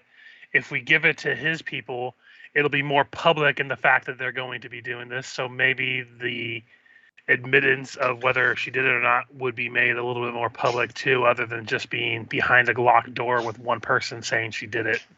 Especially if, they're just now on the verge of quelling these riots. If I don't know if they'd want another round of that, especially if they find out, if she dies under those circumstances, it's going to be a whole new mess. I said, I can at least go and check to see what the temperature of that approach would be taken. We should. That may make up our minds for us. Barrow obviously thinks that if she goes back to the ones who sent us here, she's going to be railroaded into being the fall person, and I don't disagree with that. The only thing that makes me hesitate is how truthful the one who gave us the orders was about your plight. The girl. Cressida Cross. Seemed legit to me. Yeah, she did seem trustworthy, but in my experience as a former guard, I have a strong suspicion that the corruption goes far up and not just even if she's honest and she is trustworthy, doesn't mean the person who's working for or the one that's the one that's going to do the interrogation is trustworthy. That's a good point. Right. She's not going to have a leg to stand on. If the queen commands her to turn the woman over, then she's going to do it. So also, she doesn't seem like a spellcaster. So what if the guy who she has to do this, instead of casting something that makes him tell the truth, he casts something that makes her confess against her will? Sure. She wouldn't know any better than I would. Could be. So I think the Sable Company is the best plan if you want to go test the waters. I would definitely go to that guy who gave the speech. He didn't seem to be too impressed with the queen at all. Yep. All right. Merrick will go ahead and start heading towards the tower. As he walks out and we're all sitting in the room and Vic's holding the deck of cards, he kind of looks around. And I guess, do y'all just want to play gin rummy while we wait? All right, Merrick. So it's easy enough for the commandant to get a meeting with the rookie. How does the rookie get a meeting with the commandant?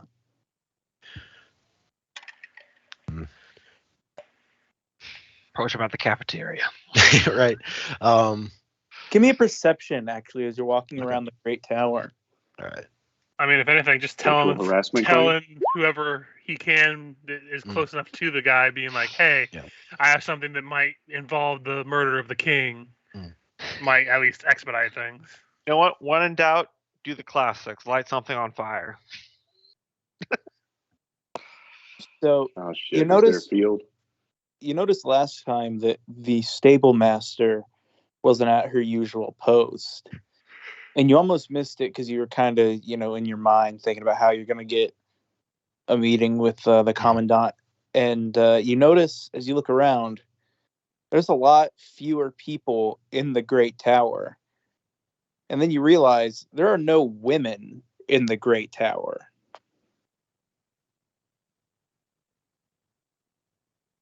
Uh-oh. Mm-hmm. Not sure what to do about that. Boys' night?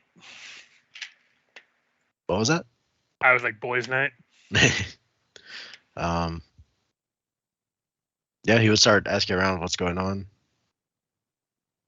consensus month. be some sort of assignment from the queen. She's always had a preference for female bodyguards. She wants to train up some sort of new regiment of Sable Company or something.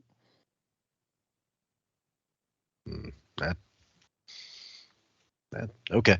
Anyways, Merrick's going to stew on that a bit while he still continues searching for the commandant. I think trying to think the best way to, I guess, just try his office or wherever he normally expect to find the commandant. Yeah, you just give it a knock. Mhm.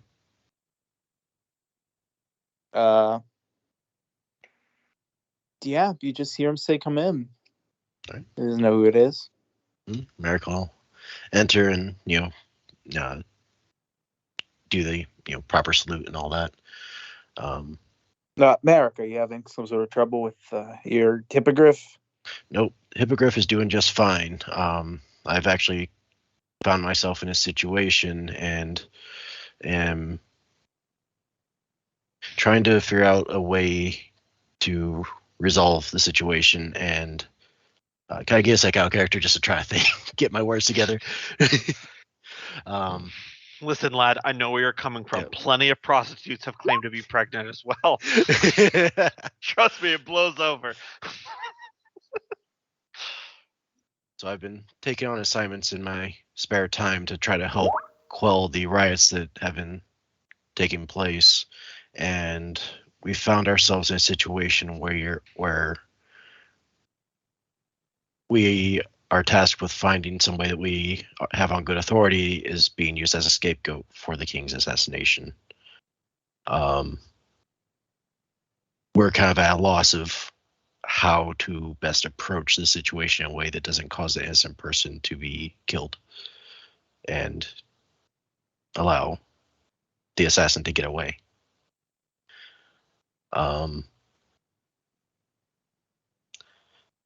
Is there any way we could take her into protective custody or find a way where she has a chance to not take the fall for something she didn't do?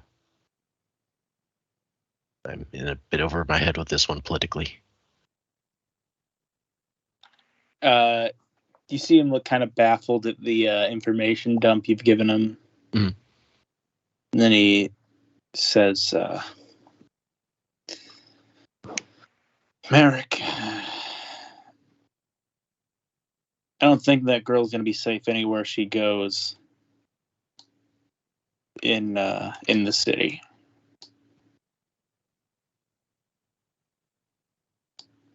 Would it be possible to get her out?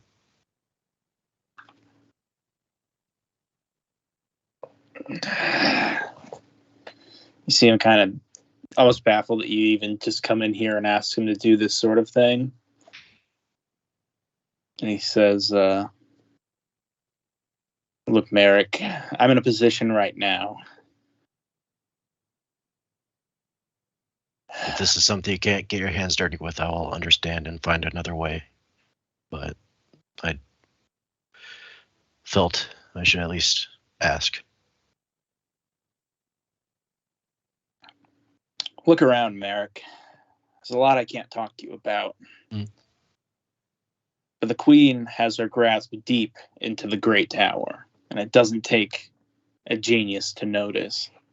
Yeah, I definitely noticed that a particular group of people are absent from the tower. Okay. Well, he would say, I'm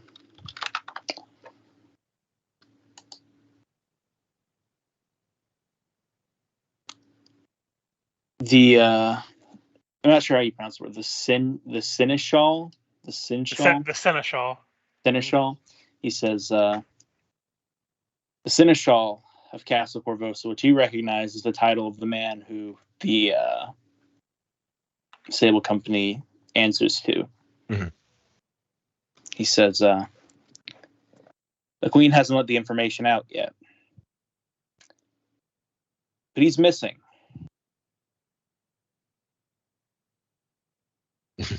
Merrick would just kind of stagger at that, like, just the implications behind that alone. Okay.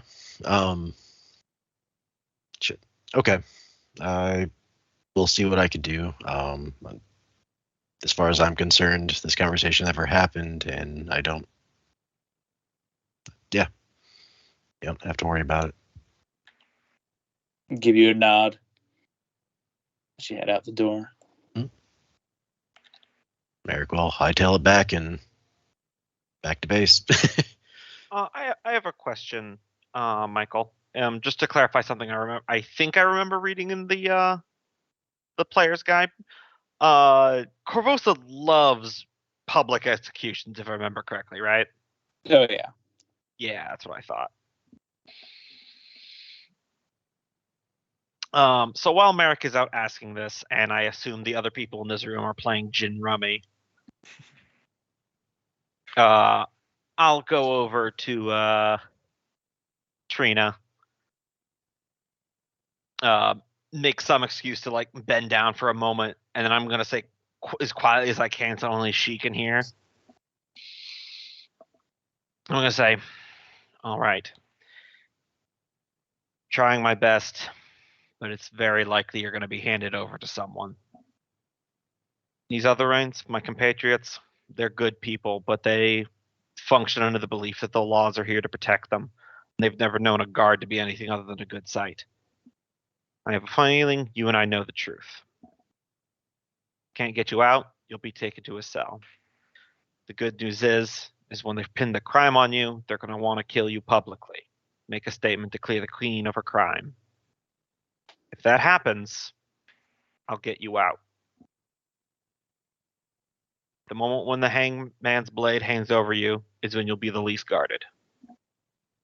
That's my promise to you." Saying that you're kind of trying to keep it quiet, she wouldn't give her a response.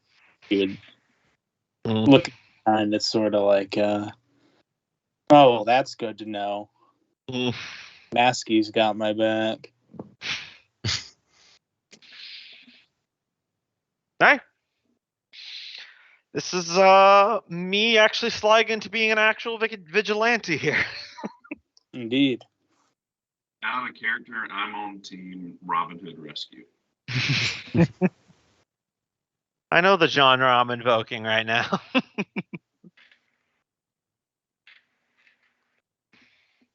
Yeah, I'd probably actually going to go see about setting this meeting up. Mm. Since this seems to be well in hand.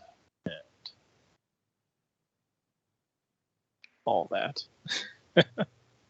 Indeed.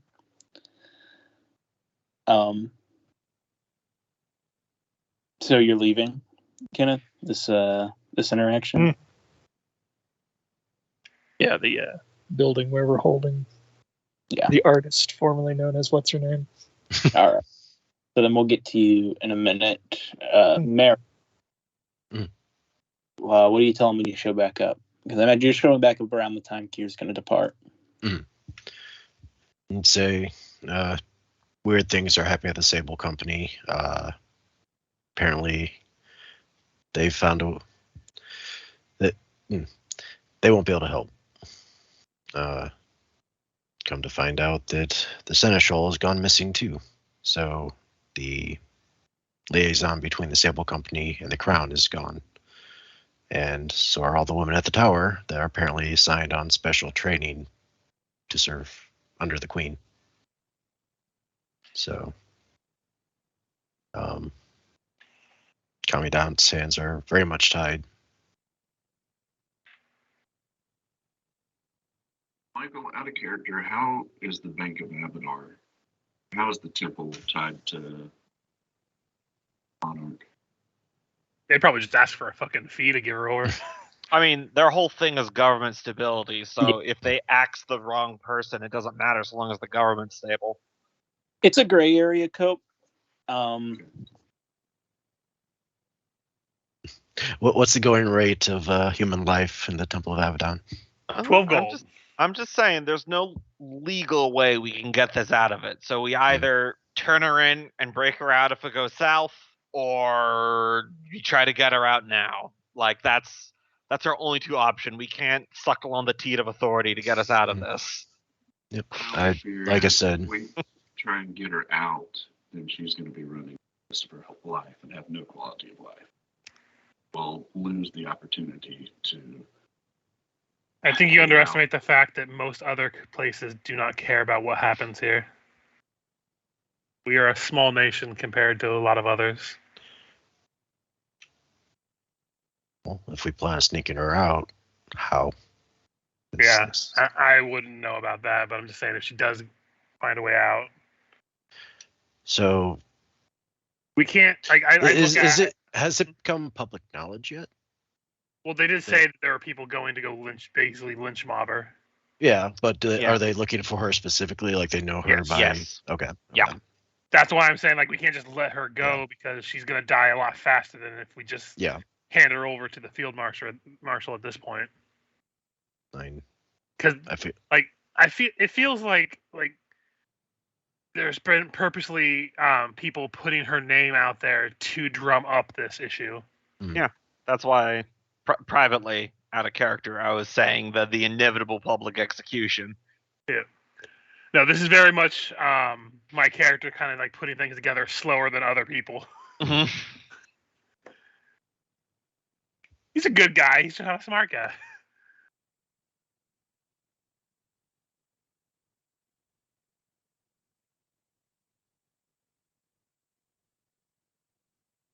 yeah. That's what I would propose. If we can get her out. You're awfully quiet now, Quote. Oh, sorry. Crap, that thing didn't happen to my mic again. Can you hear me now? Yeah, I think No. you just like leaned away because I was hearing your words, but it was like a whisper. Yeah. Well, I try and play this character with a real soft voice. So. Yeah, I Okay. totally get that. Here's an idea. Hear me out. If we can get her out, we do so. We can either get her to a safe place, or if she wants to take care of herself, she can. But I'm not going to lie to the captain of the guard. Say we go back to the captain of the guard, tell her that we captured her, tell her that we used magic to discern the truth and that she is not guilty, and then tell the captain of the guard if she would like to, she can use the same magic to tell that we're not lying and that we've done what we've done because we fear for that safety now that we know that she would just act as a scapegoat. The issue arises then that they need a new scapegoat, and we've just told them that we let their scapegoat free. So then all of a sudden we become said scapegoat. Don't think too far ahead. See how things play out.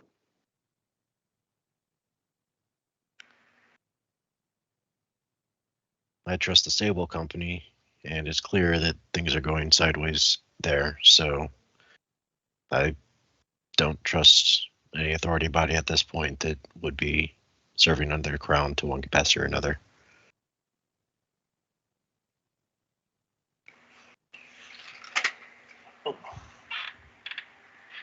Well, the captain of the guard seemed to have the right train of thought. Now, granted, she won't have the ability as it goes up the chain of command to not release this prisoner or lie or whatever.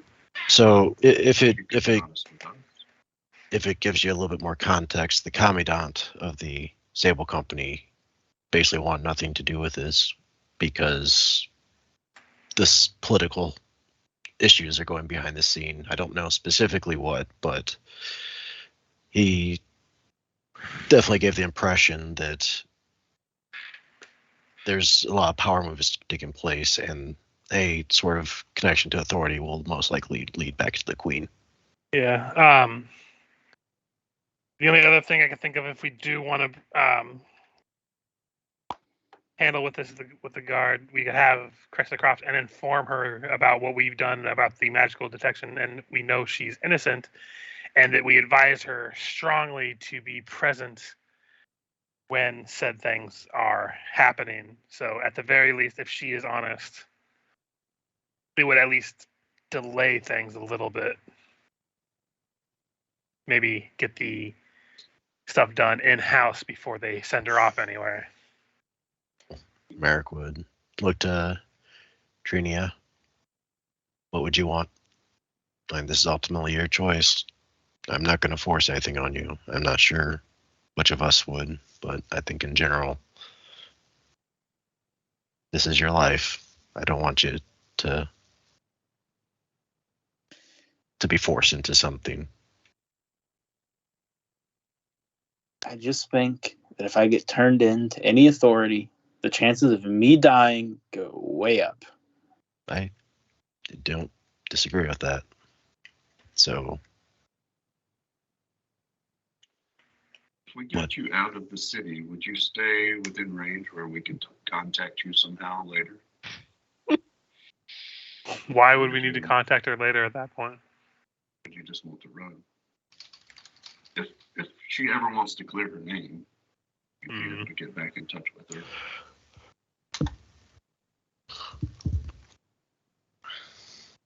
another thing that's worth mentioning that if we do get caught trying to get her out, we are accomplices to treason.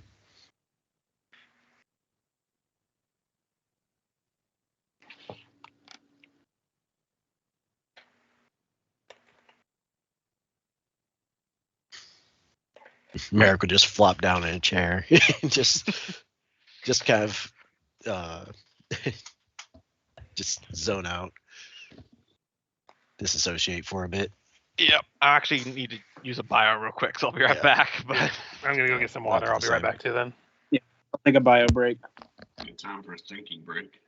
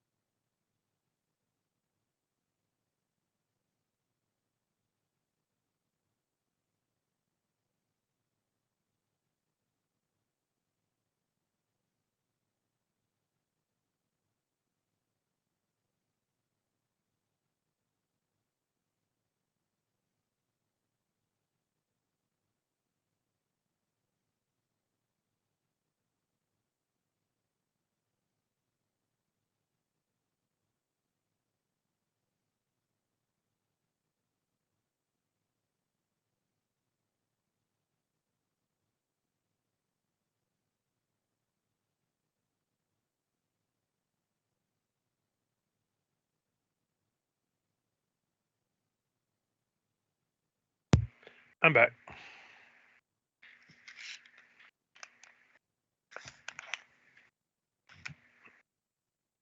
I'm back. Yo.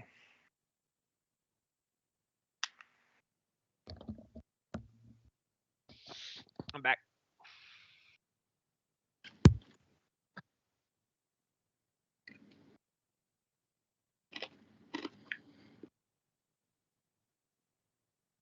So out of character here, we're gonna have to totally take this girl to the guard.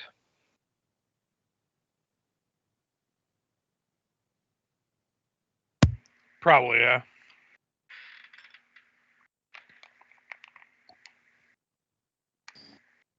I mean, like, again, letting her go when the whole city knows her face. If we don't take her in, she's just going to die anyway. And as I said, always the Zorro style rescue. By the way, I feel like you missed making a joke character. You could totally have made Danny Phantom in the Gray. Oh yeah, 100%. Mild-mannered teenager by day, ghost themed vigilante by night. Sir Daniel Fenton. But I was trying really hard not to make a straight superhero. Because where everyone goes with Vigilante, and it always struck me as more Zorro than Superman.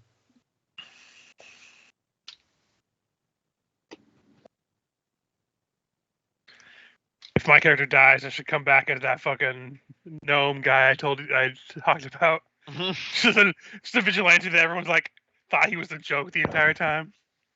Like, Wait, bro, have you heard about that stupid guy running around named Mr. Princess?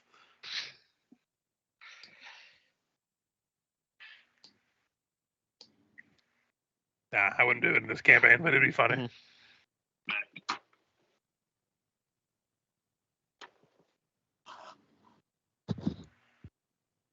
Is that Cope saying he's back? Yep. Did Loki say he was back? Yeah, I'm back. I've heard everyone but Kenneth, but I don't think Kenneth ever leaves. We joke about Cope being the ghost in the machine, but I think it's Kenneth. He just has a pee trough. Nice part about a wireless headset is I can just mute it and go take a piss when I need to. Indeed. And pray to God you don't forget to mute it like Cope did that one time. One time. Right. It was Kenneth, and he's been framing Cope this whole time. And Cope's just rolled with it. God, I will never forget the trauma of that first time where we're just in full normal conversation. I just heard the sound of piss hitting a bowl. Powerful stream at that.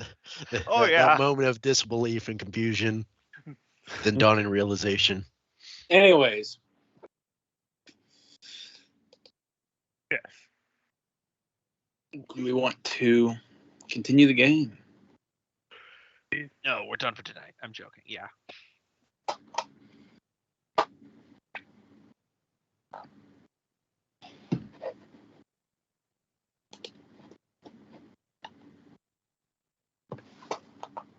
So it seems straightforward. We either take it to the guard, or we risk our necks getting her out of the city.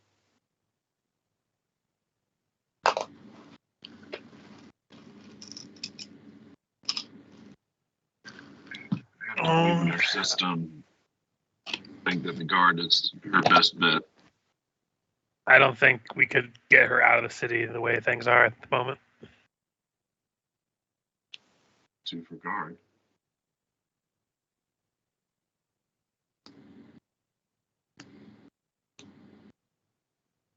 It's not a character I really want to do this RM rescue.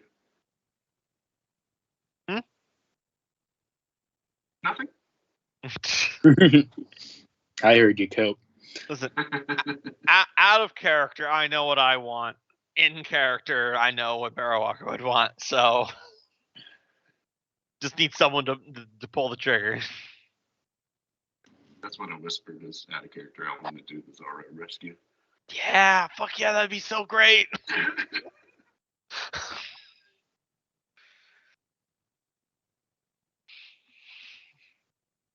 Get over to Barrow. What do you think? Is Luke and I just voted?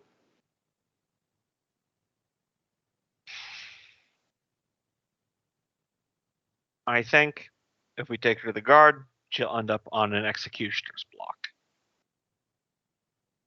But I promised Luca I would help him. So if he thinks it's best, I follow his lead.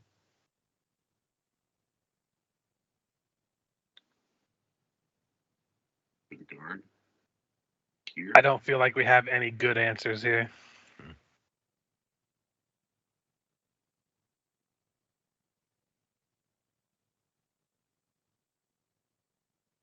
Here, what do you think?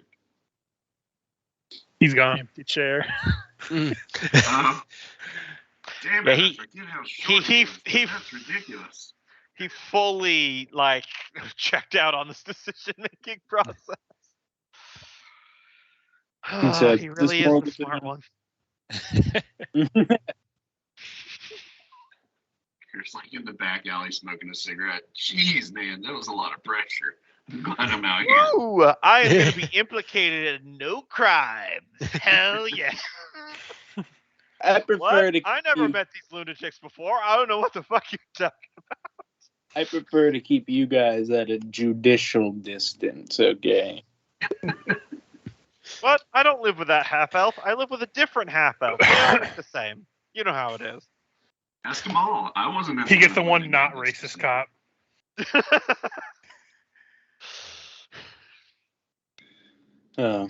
All right. So at some point you do have to decide what you want to do. Yeah, I I think this is feel it. like We've got 4 people in the room. 3 of us have said the guard. I'm looking at you, Merrick.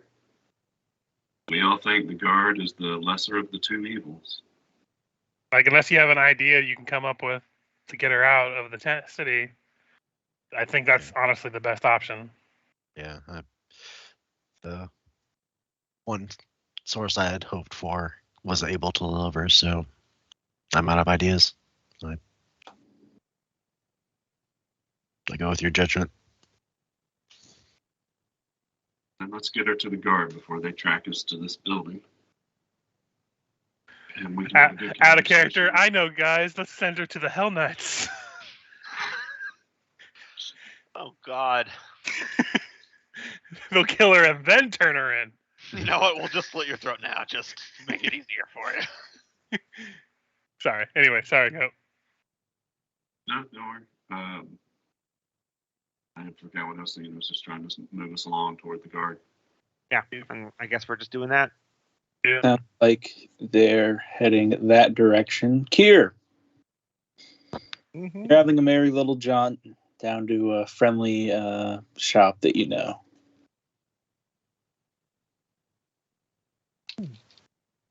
Favorite cannon wielding halfling. Indeed.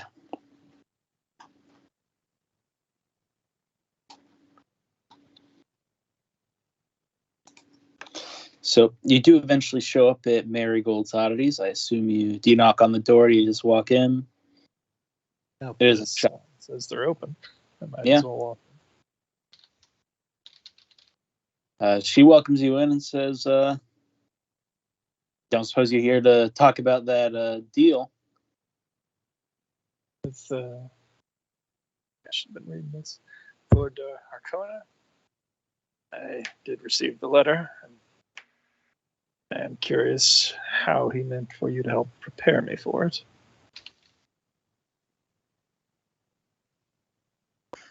Well, the Arconas are big on trust and all that. Just want me to arrange time and date type of basic stuff.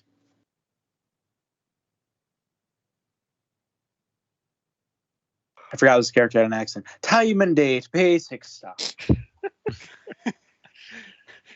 In character, she's like, oh wait, I forgot to have an accent. Indeed. Well, I suppose at his earliest convenience. I'm not sure how that would get back to me, though. We've been doing associate work for the guard past few days and this morning, which is what I had to take care of. Dang, moving up in the world. With any fortune, Destina's blessings. And yeah, you guys can basically arrange a meeting for tomorrow if you wanted to. Seize the day is basically the philosophy of this religion, so yes. Tomorrow would be good.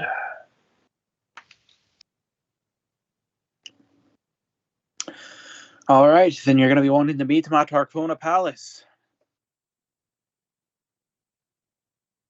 Yes, wouldn't do to inconvenience him by meeting elsewhere, I suppose. Is it really just setting up the date to prepare for? Or, I mean, obviously I should perhaps dress a little better. Yeah, she would run you down what's basically expected, but the Arconas are they're more business casual. There, it's a show up in jeans and 420 t-shirt. But you have to include the bow tie. That way I'll look like a tech entrepreneur. Well, then we're going to need to get you a turtleneck. I spent $10,000 on this hoodie. I see you two shop at Kanye.com. Say what you will about the monocle and top hat crowd. At least they're owning it. Why do you dress like that? Because I'm rich. Fair enough. And no one can tell me no. Yeah. I want to look like the Penguin from Batman. She would also tell you that she doesn't know a whole lot about Glorio himself, as he's more family friends with them. And she was more associated with his father, whose name I forgot, but I can find it if you want it. Not pressing at the moment, but I assume he gets it in character. Would be curious what sort of patronage and demands they make, because it's a two-way street. They give money, I give services. And if she's running a was it kind of a knick-knack / pawn shop? Yeah. She says, well, I opened my shop with funds I had doing my trading, but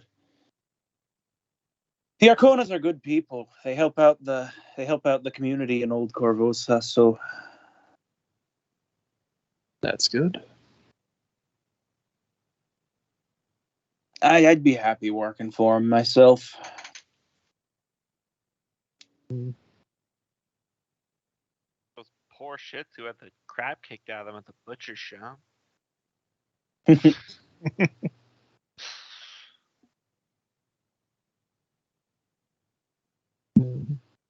Nothing else is springing to mind if we want to All right. go to Team Turner in.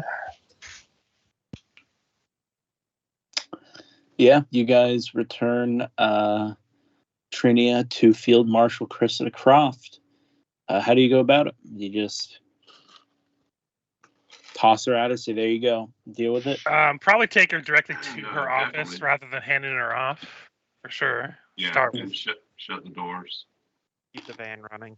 Shut the door and explain what happened. Already been able to use our own truth-telling magic to discern that she is in fact innocent. And now we're worried about her safety. Is there anything we can do to assist you in keeping her safe?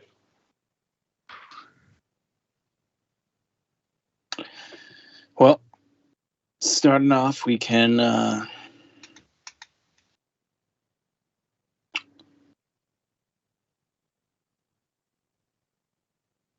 keep this acquisition quiet. We don't want everyone figuring out exactly where she is right now. I want to be able to secure a fair and balanced interrogation.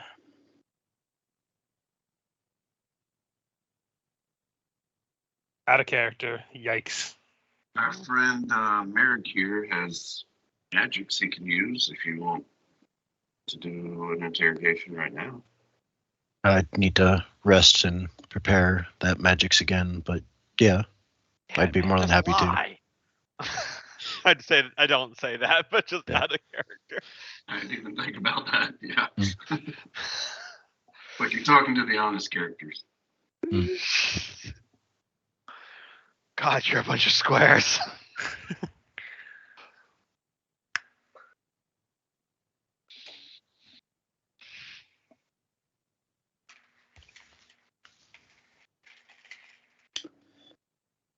You could certainly assist in the interrogation if you wanted to, though, again, time is kind of the essence here.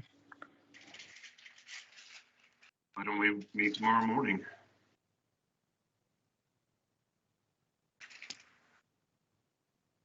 All right.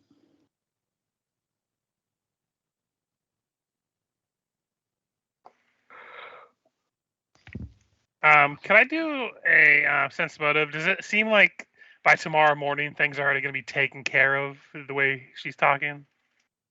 Like, I know it's like going to be a high thing, but I was gonna. You can give a sense motive. Nope. Sounds good. Here, I'll throw one on there too. Yeah, definitely. Always forget. That's my 20. Oh my gosh, She seems sincere.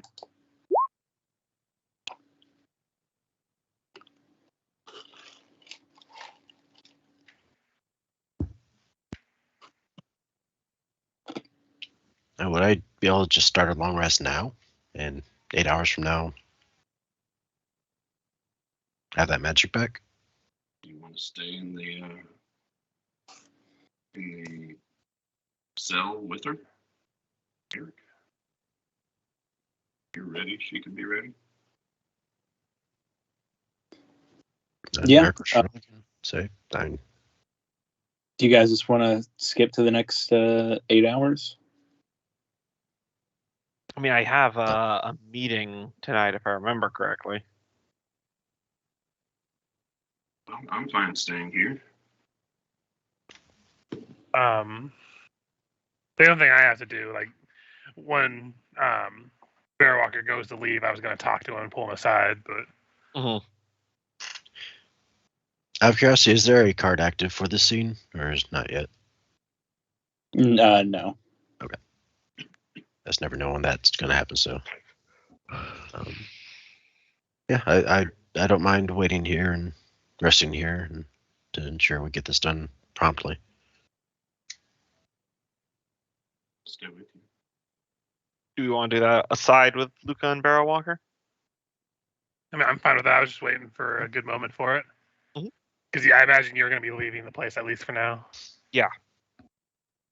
So, yeah, when you go to leave, I would follow you out and talk to you. And like, the person I talked to, the one that's been training me in the last few months, has gotten some information about someone who's possibly been carrying a dagger that's similar to the one we had. And I would pull out and hand him the note, which, if you want to share the handout with him if he hasn't already gotten it. I'm not sure if it was just revealed to me or not. I think it was just revealed to you. Yep. I'll reveal that to you in just a second. From what they're describing, it could be a gnome of some sort, but I'm not entirely sure. This is just the description and artist rendition he has. You should have it now. It's handout 1-4 if you're looking for it, Gombo.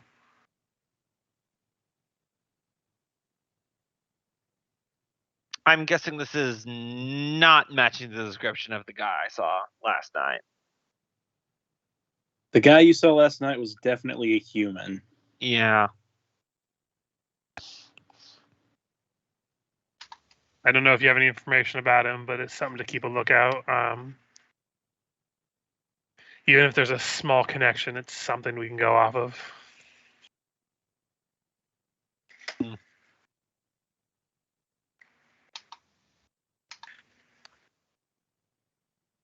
A man was See you. killed. A man was killed in my home last night. Kind of like raised eyebrows, like, what the Mhm. fuck? I assume you're telling me this because you're not the one that did it, so. No, he subdued me with magic while he dragged away the body of a compatriot of mine. The man who did it claimed to be Rolf Lamb. I imagine it's another person connected to Gadrin if it has a similar name. He said, when your group becomes strong enough, seek me out.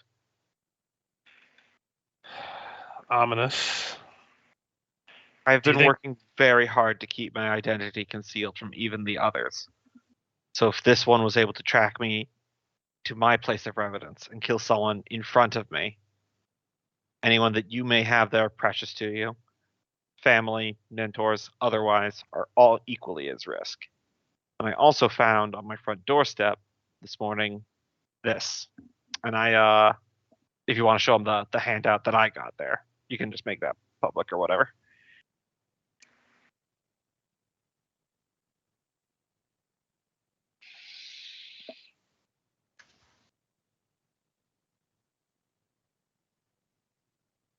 Do you want me to just make it to where everyone can see it, or you will make it just Luca? I don't mind if you just make everyone see it. All right.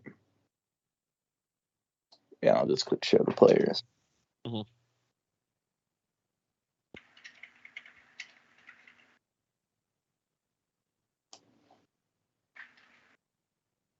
Okay, so like he handed you the card that you had gotten at the beginning. Is that what I'm? It's a different card. I wasn't the snake bite last time, Mm. and also this one's covered in blood. Oh yeah, that's true.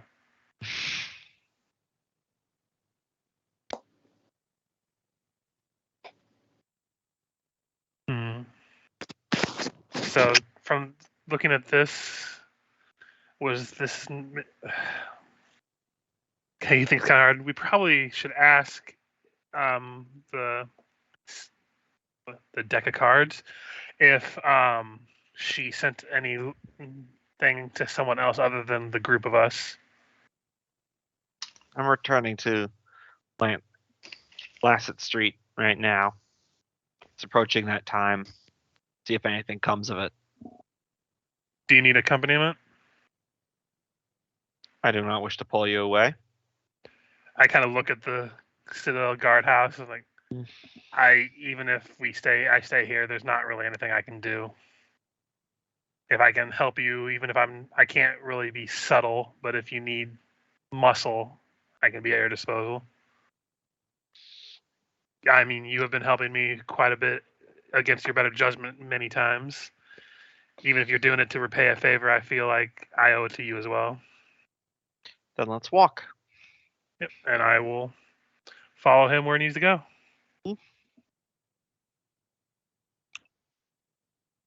Yep. It's just the same house you guys were just at. Just two bros, a vigilante and a hell knight, just chilling. So you know that girl's totally dead if we don't do anything, right? Oh, 100%. We can be friends if you want to. You can leave your friends behind. If your friends don't dance, they don't no friends of mine. And if Yep. they don't dance, then they are. What was Personally, that I think YouTube? killed That the was qu- that short video clip. Two bros in a hot tub. Two 3 feet bros chilling in a hot tub, 5 feet apart because they're not gay. Yeah, That one is ingrained in my fucking brain. I don't know why. same here. Do you know that clip was made by one of the people who started Smosh? It doesn't surprise me. I found that out the other day.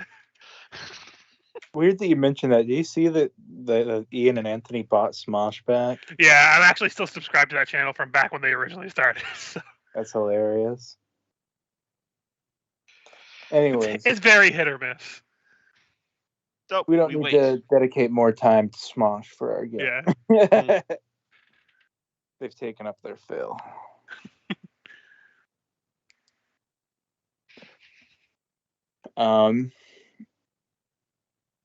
So you guys wait, but nothing really ever comes of your stakeout. All right.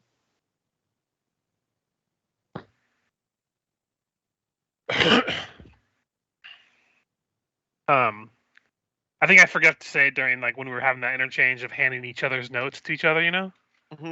But he would have asked Barrowwalker that when he has time, when he's doing his daily stuff at the Gray, if he could ask around about any suspicious gnomish characters or whatever. Yeah, I'll keep an ear As out. part of that, yeah. Just so we can mention it because I forgot to. Yeah, that was the implication I got. So then I assume we're gonna doobly-doo to the magical interrogation, which will go just about as well as our last one. Indeed. Here's the killer.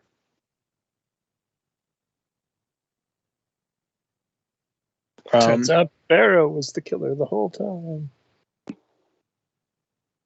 They said no. And So the interrogation goes pretty much just as it did the first time.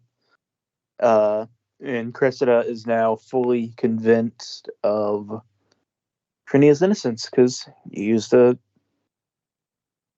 Zone of Truth spell. So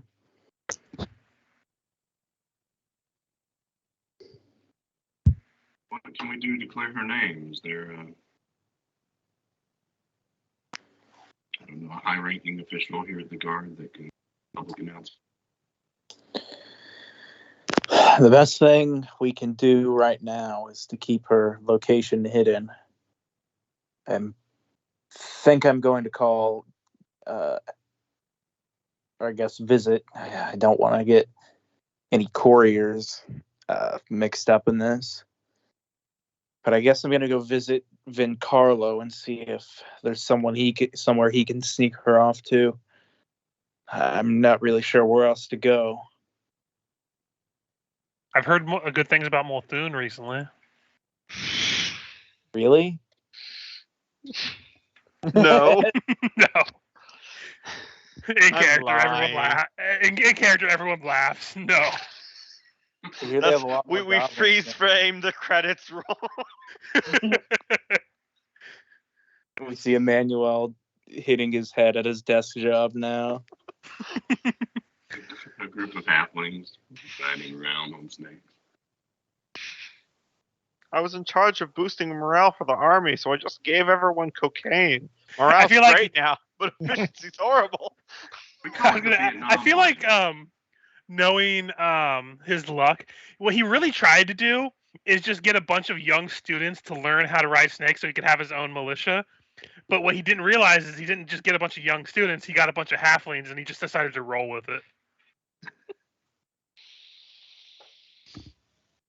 Anyway, Sorry.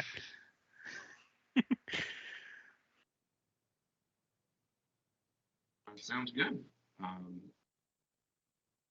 When you said you were turning back to the girl in question, Trinia, when you Mhm. said you were trained by Vincarlo, for what purpose? It seems odd for a painter.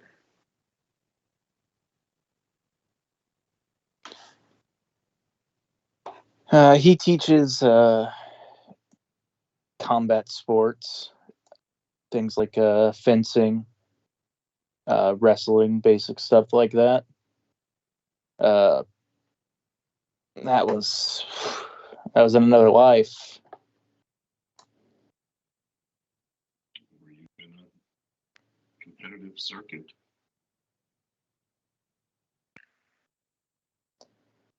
Yeah, you could say that. Look, I'm gonna be nice about this. You're there's a lot of history there, okay?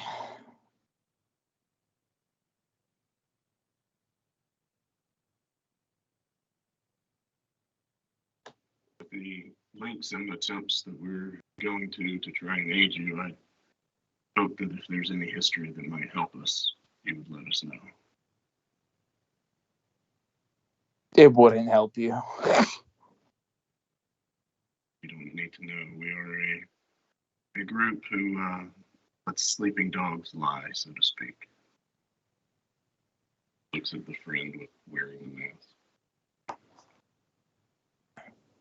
I do not look back. I look at the two of you and back and forth. Hypocrite. Tyr picks his nose. Kira puts the key-shaped dagger away instead of pulling it out of his pocket. The artist is like, why are you all looking at each other? You gonna like make out or? No, we're all standing 5 feet apart because we're not good. No, that would be silly. Unless. I mean, It's so lonely. She says, well, you can stay here or I can finish up trying to get her to Vincarlo as soon as possible. I'm not really sure where to go from here. I, for I one, wouldn't let any other going to guards stay. know where she is right now. There are still those who are fiercely patriotic who would want to see her brought in. I think my calling right now is to stay with her. I have some places to go. I wouldn't be really useful with anything subtle movements anyway. But I will return. Same.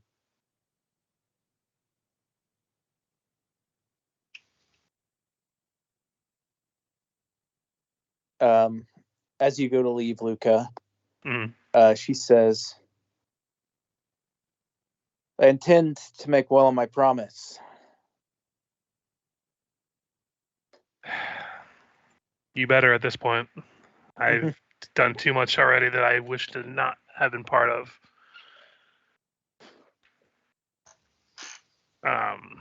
But out of character, my character's going to go and visit his mother and wife to make sure that they haven't been kidnapped or something after the talk he had with Barrow Walker. All right.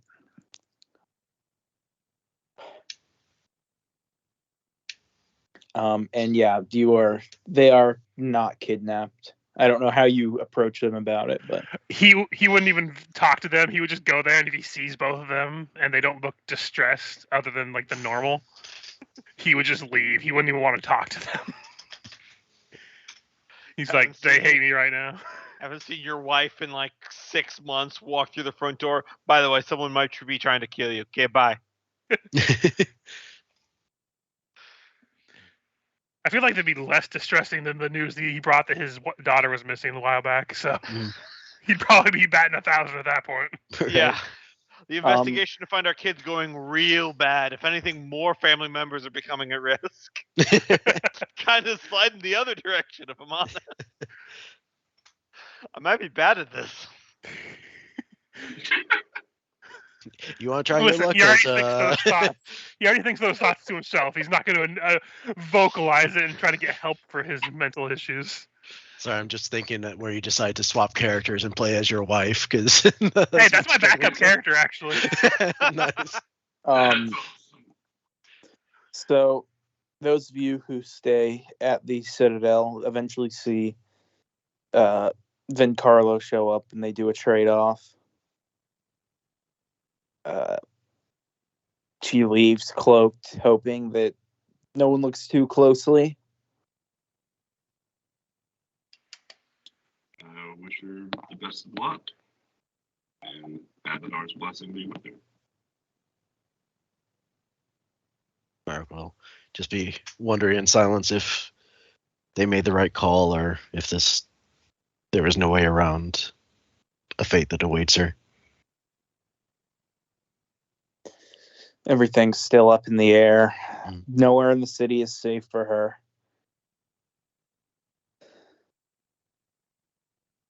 What's the captain of the guard's name? Cressida Croft. Yep, we got all the. Krista, was there a payment we had negotiated for bringing her in?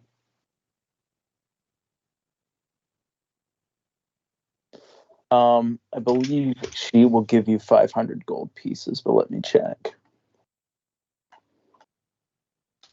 Mm-hmm.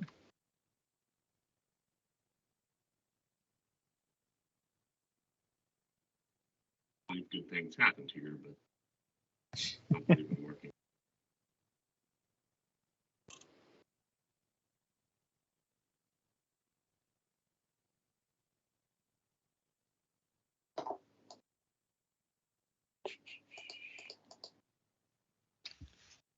So weird being a greedy player. Yep, 500 gold. It also said somewhere in some Abadar tenets I was reading that they will not donate money.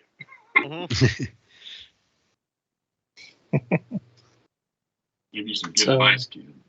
Good old patron saint Jeffrey Bezos. Their version of a collection plate is just somebody walking around with a tray of Jello shots. So 100 each. What does everyone do with the rest of their day?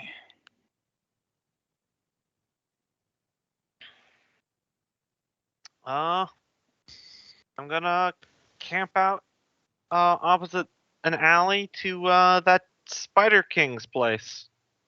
Waiting for Jurgen. Roll a 1d6. Fair enough. 3. Not tonight. Fair enough. going Sounds to good. give 100 gold pieces to Merrick and say, I'm heading back to the bank. I'll hold everyone else's money for them, but if you see them, please let them know I'll be waiting in the bank and can give them their share. Okay. And do you hand me my share? Yes. Sorry, I said 100 gold pieces to you. Okay, thank you. If anybody asks, I'll be holding on to the money. Say they could come to the bank and pick it up, and you just walk away. What about my money at the bank? Again, You need to open an account first. You're going to have to have a written withdrawal form. And then you start to really see there are no differences between what DeVargo's doing and what the bank is doing. Oh, yes. You'll probably see Kier first, won't you? Well, in order to withdraw your money, Potentially. you're gonna have to have an account, and that's gonna cost you 50 gold pieces to go ahead and open up an account there. And you need to have at least 50 gold pieces in your account to keep your account active. So At all times. yeah. And of course, there's withdrawal fees anytime you want your money. If you're wanting to get the money within the first year, it's going to be in bonds that cannot be cashed in for 10 years. Oh, banks. So what we're telling you is that your money is ours now. Please go home. Nope. Thank no. you. And it's gone. Yep. You owe us 50 gold. The Thank you bank for your has worship. collapsed. You have no money. It's your fault for being poor. All right. Have you considered, and hear me out, working harder? Maybe the fifth job will balance things out for you. Yes. Yeah, sorry, before you go, Merrick would say, if you want, I could take a Kier share, and I'll probably see him before anybody else, so.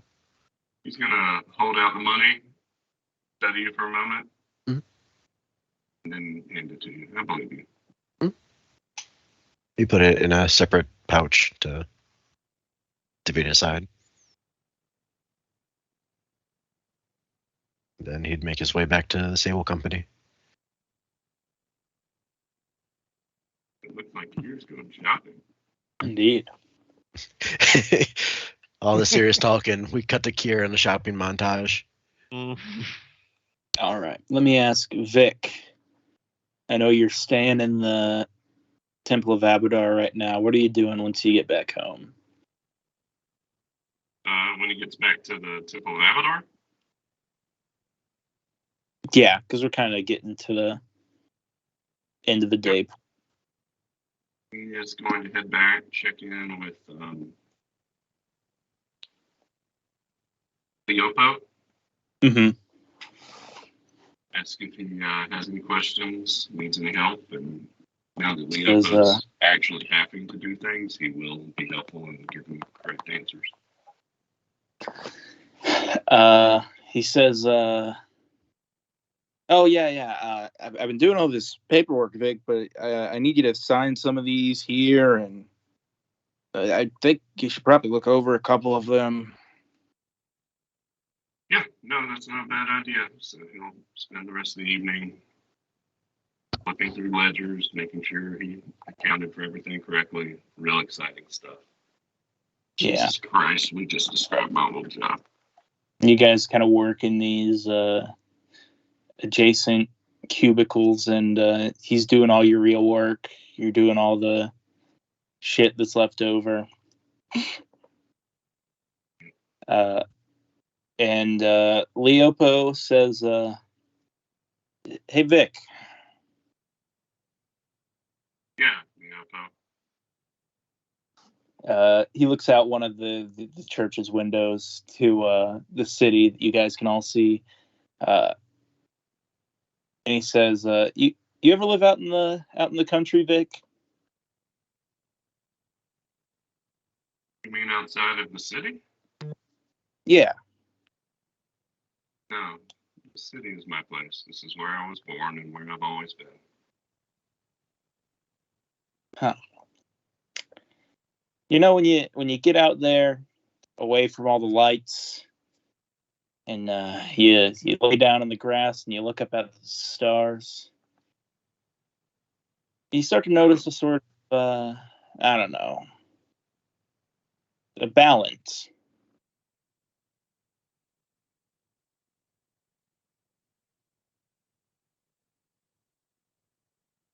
Would that be similar to when I'm working on my ledgers?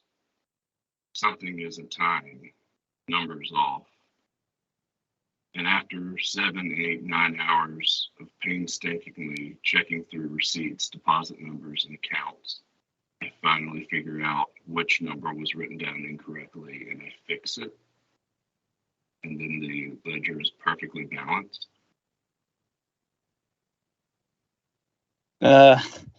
Yeah, sure, Vic.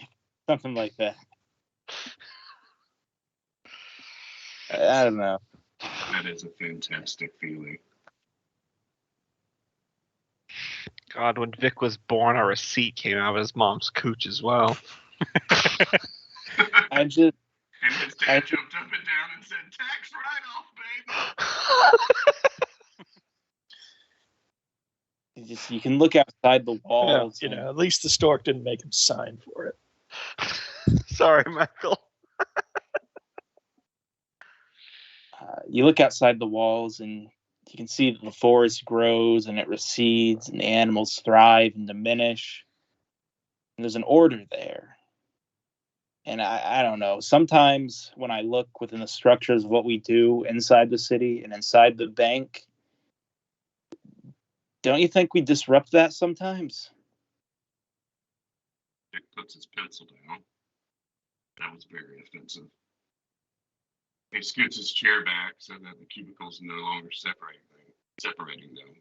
And he says, "Yopo, I believe you need to study more of the order of numbers.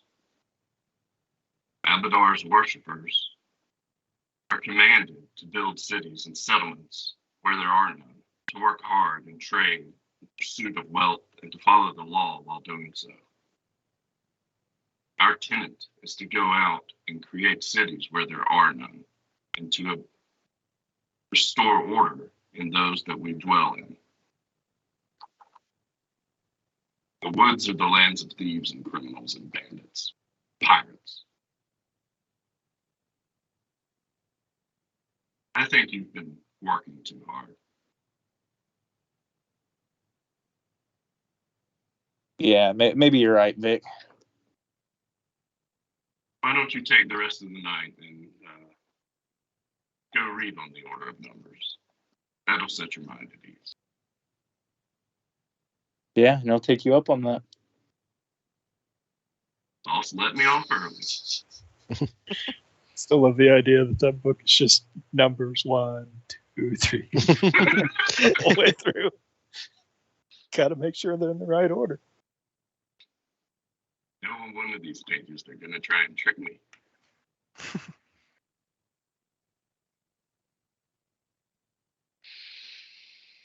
Man, Gork would beat the shit out of Vic. Yeah, they would not get along at all. Literally the opposite philosophy out of Gork. Which is, the world's pretty fine most of the time. Why do you and your weird ass rules have to go and muck it up for everyone else?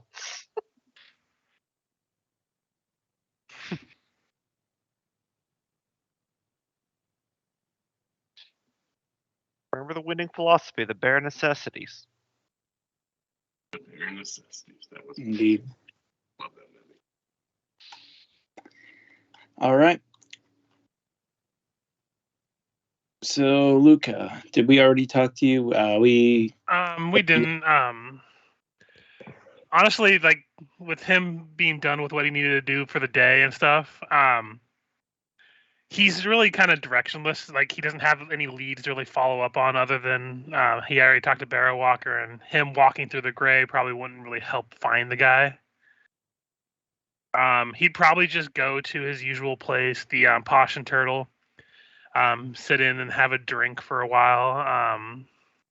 It's the place he would always go to after like a shift at the guard, like when he wanted to like just have like a drink before going home or whatever. And and probably just sit there and contemplate, because it's one of those places that's like he doesn't really talk about it much, but it is actually a place that he remembers a lot because one, like his sister that disappeared when he was younger worked there.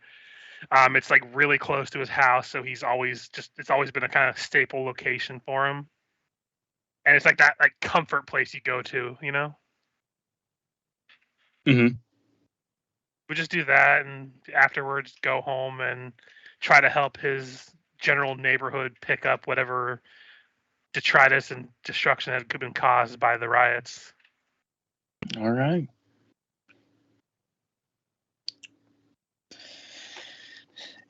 And with that, I think unless anyone else wants to do anything, we can continue on to the next day. Yep, I'm good.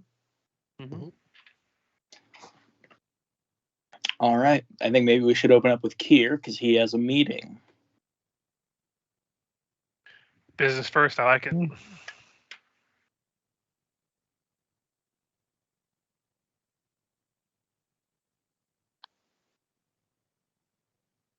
Let's see. Yeah, nervous, but managing to contain myself.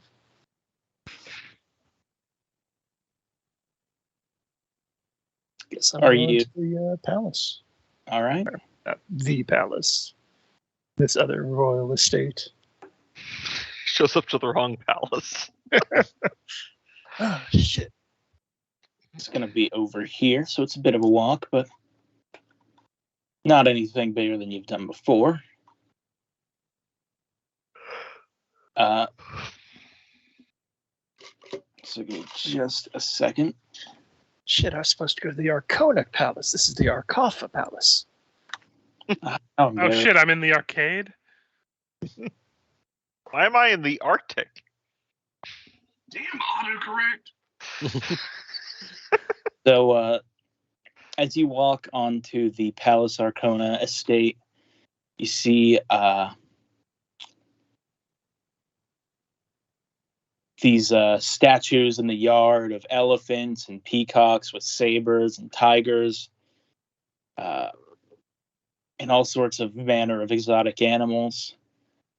The main house is quite large, and it has these iron wrought black marbled walls. You can very much tell the manor is adorned with all sorts of strange ornamentation hailing from Vudra, the Impossible Kingdoms, much as you've heard of their history. Yes, the trade with them.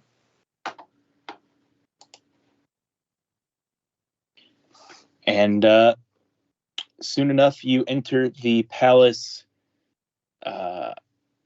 entrance, which opens up into this hallway. But then you're quickly stopped by a man wearing a sort of abstract mask that sort of looks feline-like. And he says, "What's your business?" I reach to pull out his letter. Kier Muzanesp, I've received an invitation from Lord Gloria Arcana. Arcona. Yes. He'll take the letter and then scamper off, tell you to stay where you are.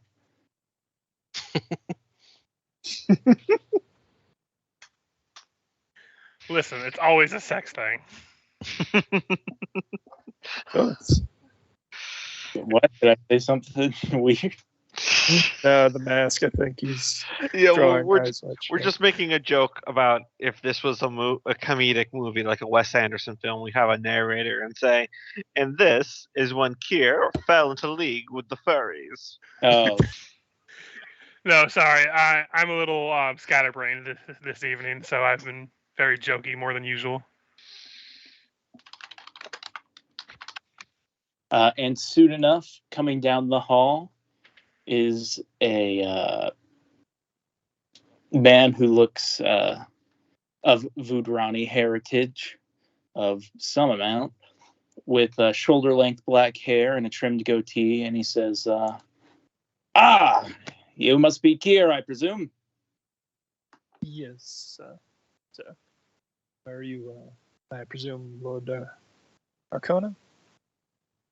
Yes, Lord Glorio Arcona, but please, you could just call me Glorio.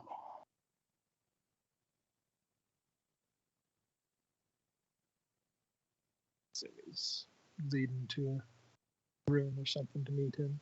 Yeah, he'll actually pull you over into a side room, and he'll say, yeah, we can just talk in here. And he'll open the door, and immediately you're just hit with a waft of smoke as that door opens into a lounge area. And inside of this lounge area are all sorts of hookahs and other implements for perhaps ingesting some not so legal substances in the city. I see Less you're well stocked in the alchemical pastimes. Yes, indeed. And he takes one of these hookahs, and you see him take out a vial from a intricately carved wooden box. And it appears to be some sort of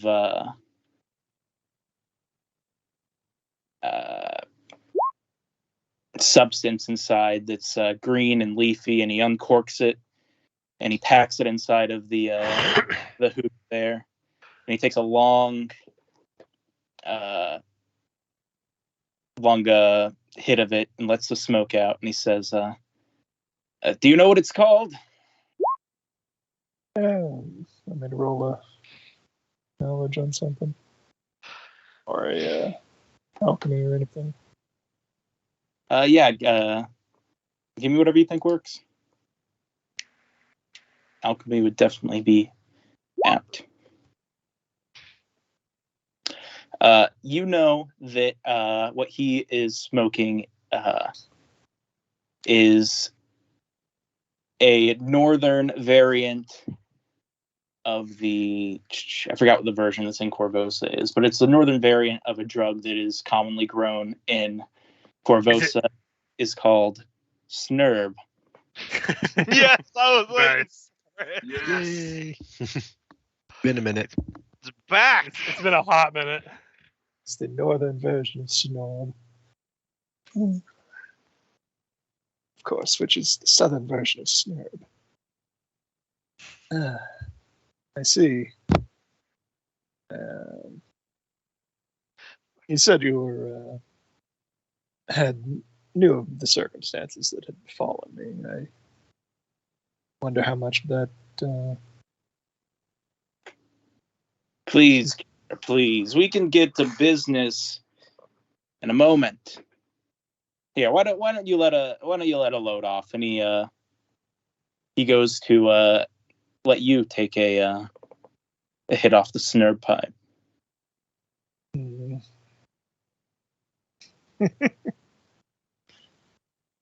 Well, as long as I don't actually inhale. Kids, this is what we call peer pressure. Really, it's more worse than that, because I mean, is it peer pressure if this guy's clearly above his peer level? that's what I was getting at. Yeah, I guess Kerr will take a hit. Cool. You will fall under the effects of Snurb. Be prepared to giggle for about 2 hours. Didn't it used to heal us?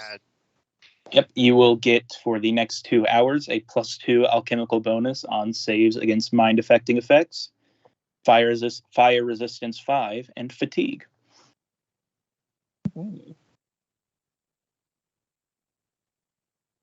And after that 2 hours, you're going to take 1 wisdom damage. I mean, who's using wisdom anyway? What do you think? This is good. Not one I've got much comparison against.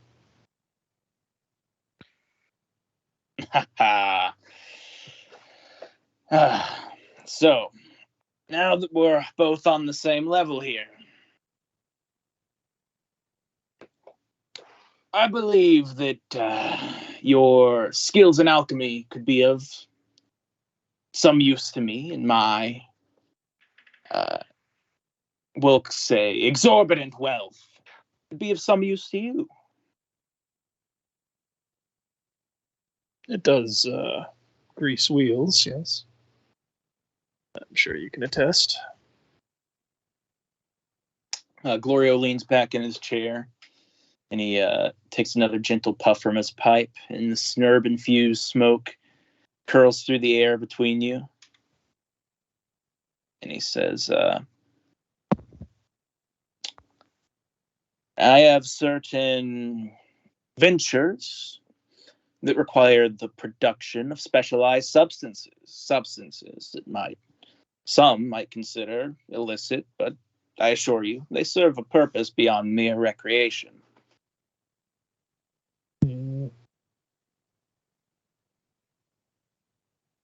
I have fallen in with that sort of production before, but I'd like a few more details before I commit to anything. What It's sort of... full gear. I seek a reliable source of alchemical creations, discreetly produced and delivered. With your skills, you could help me meet the demands of those who appreciate such creations, shall we say.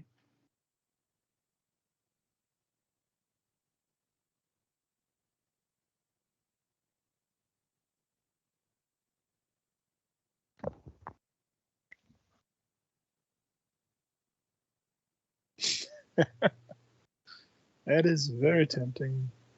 Very tempting.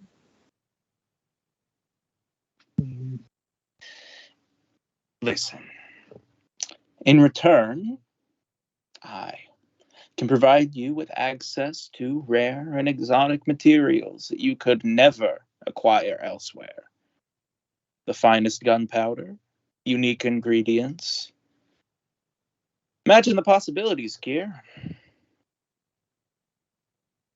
Patronage of a wealthy house would allow a great deal of advancement in the sciences, yes. I could probably do a lot of good with the money. Been trying to help people out. I'm hoping that is what caught your attention. Did you repeat that last part? So I'm hoping that's what caught his attention, that Kier had been trying to do good stuff around town, helping poor people out at cost and all that.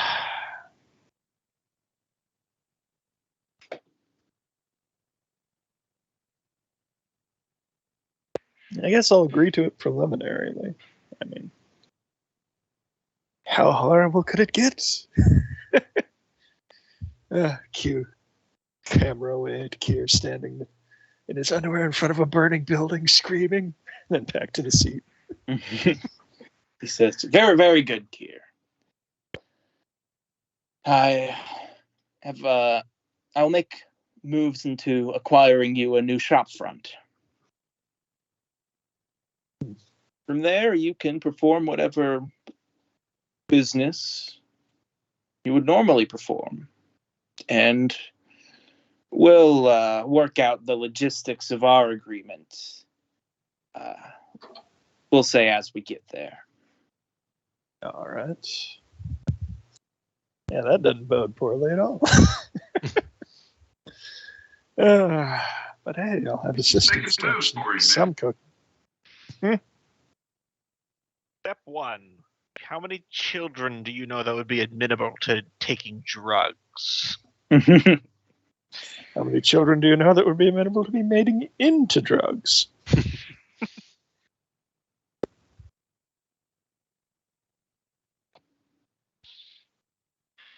Well, So, then, I hope that together we can seek out a future where your alchemical creations can reach their fullest potential. that would be nice, yes. I Look forward to working with you. Indeed, and as the meeting sort of winds down, he'll say, on your way out, he'll say, "Oh, of course, Kier. Discretion and loyalty, as I said in my letter, are paramount in our potential partnership. Trust is a two-way street, and I assure you I have the means to reward those who prove themselves to be reliable associates."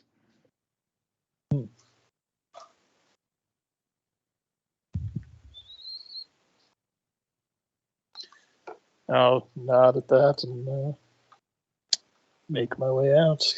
Got a lot to think about.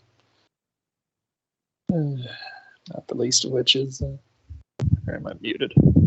No, you're not muted. Nope, we're listening to you.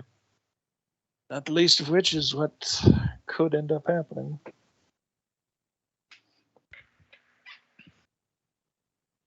Out of character at this moment, I need to say, kids, don't buy drugs. Become an alchemist and you can make them for yourself. Another ritual. Buying drugs is for losers. Selling drugs is for winners. Oh yeah, he'll as he pulls you from leaving with that, he'll say, he'll pull one of those vials out and he'll say, "Hey, a little for the road, my friend." Thank you. Keep put in one of the many pockets.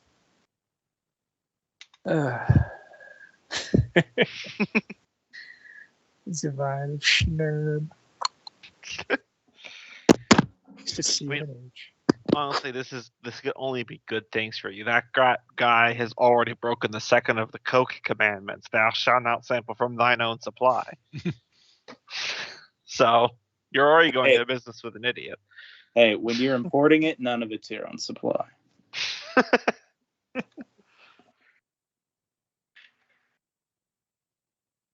Oh. I see where this went. Saving his family by going to the law styles or whatever, importing tons and tons of Schnauzer. In fact, the boat is made of Snurb.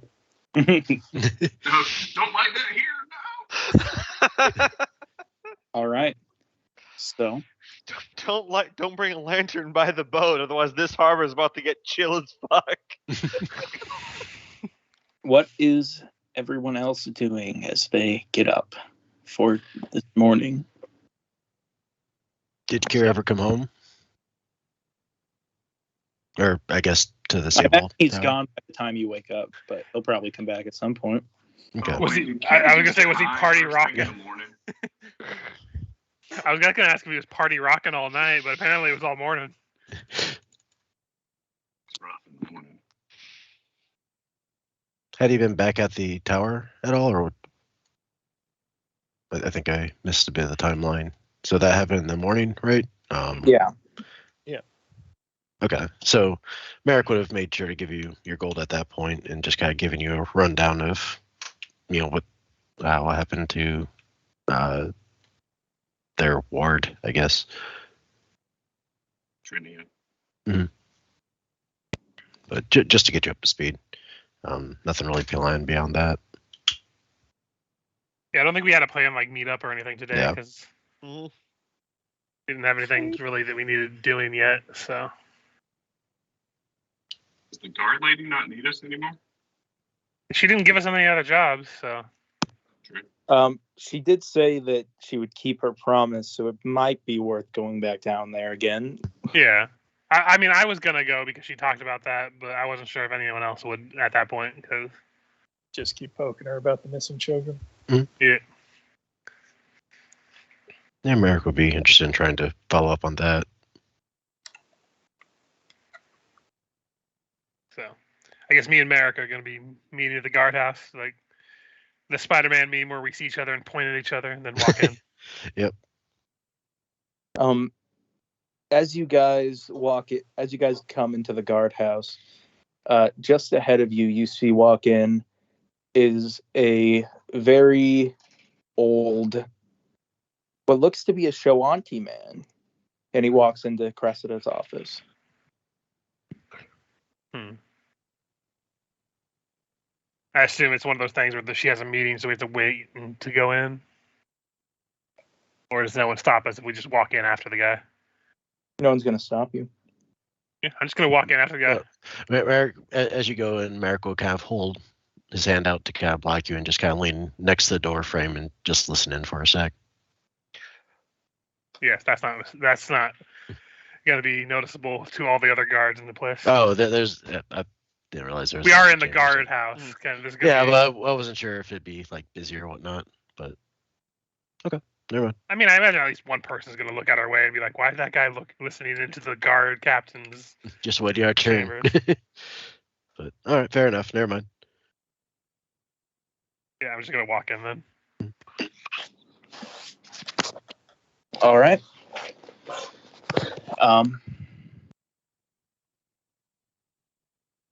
As you guys walk in there,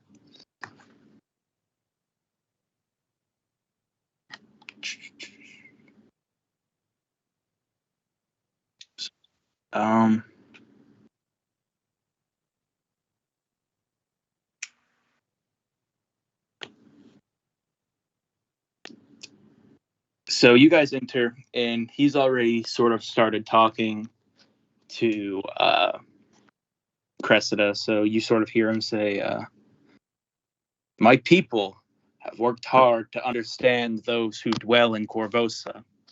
Yet it seems that each day we see new examples of how this city's people work just as hard to foster old hatreds." And then that's when you guys sort of come in, and he says, "And who are they?" Give you a chance to introduce yourselves if you want.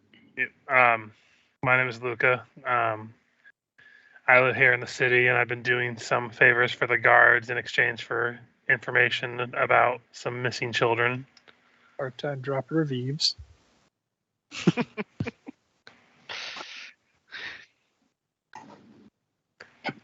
Well, Luca, we might be on the precipice of something big regarding that, depending on how connected these cases are.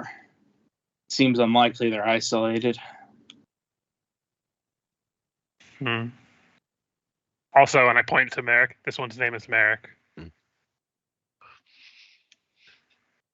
yeah, I would be all ears to listen to something that might be connected. With that, the man will continue, and he says,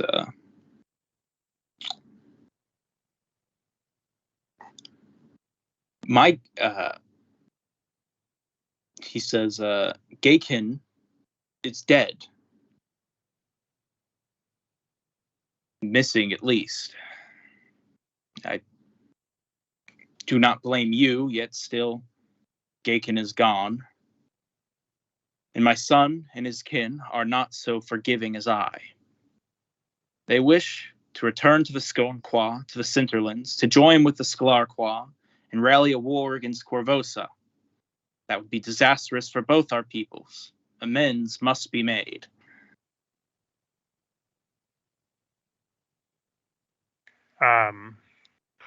So I might come to understand that someone has gone missing in the city that was one of your people. We call him by his true name now, because he has passed on, but he was once known as Freely Walks. Received a vision of ill omen towards him. And now he's nowhere to be found. Do you have any idea what brought him into town? What sort He of trouble delivered he messages between what your people call the Thieves' Camp and the Temple of Pharasma.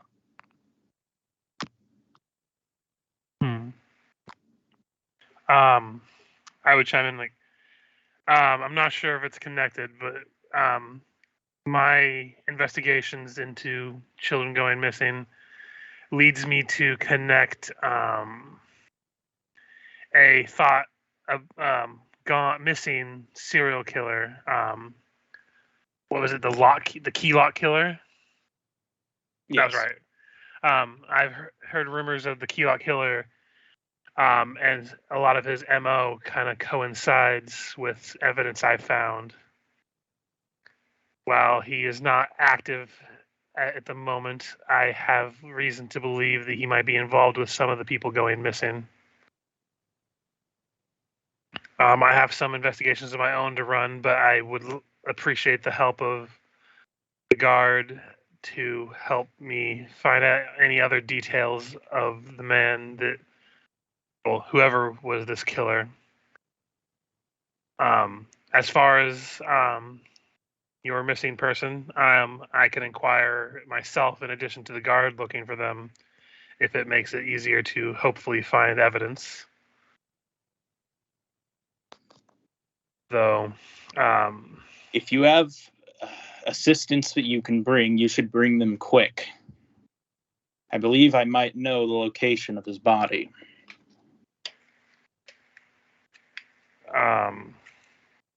If you don't know how do you know where his body is if you don't know where he went missing or what? I'm confused. So to give you some context, this guy has a skull tattooed on his face, Mm-hmm. and he has that, that thing where you can see that someone's blind by they like have white pupils. Mm-hmm. Yeah, he has that, and he also said he had a vision Oh yeah. his friend was dead. So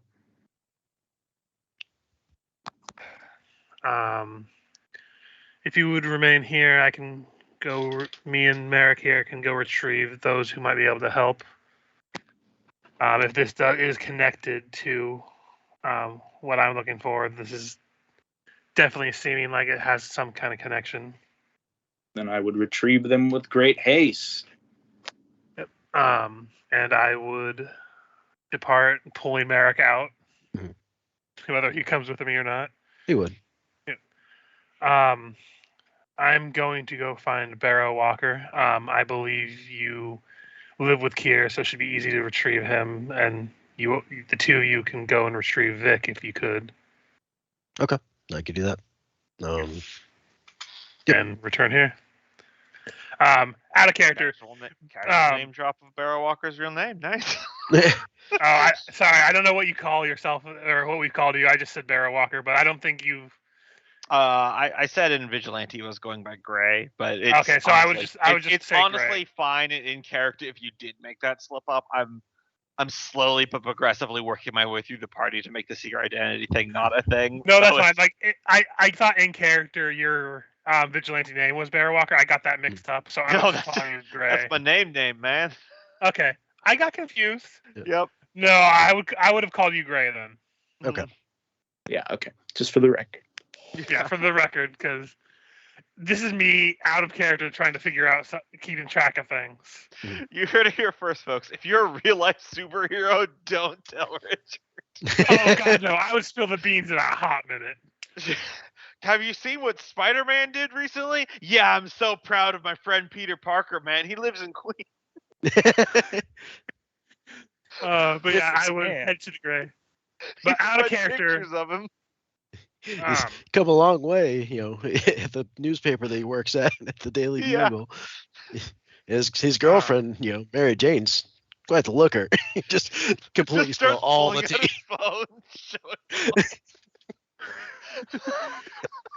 Oh Lord.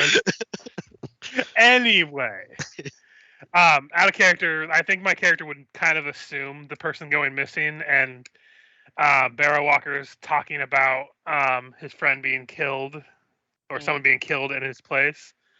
Probably isn't very well disconnected at this point. So that's why he's going to go there and inform the whole situation. Mm-hmm. But I don't know if Barrow Walker would be at the Gray Quarter at the moment. Probably in the morning, yeah. Yeah, because I think it's still in the morning. So yeah, I'm knee deep in a hole. Probably wouldn't take too long to find you then. Yeah. Luca would just you'd see a shadow kind of cast upon the hole that you're digging. Before looking up. Flinch. Yeah, you would look up and see me. We have an issue. Someone by the name of Barely Walks. No. Or are you? I think he did that on purpose. Michael. Really? That's on purpose. Okay. He's just freaking microaggressed. Listen, if there's 3 things I know for certain, it's how to count and that Shawanti can't be trusted. End of list. But there is a Shawanti man that looks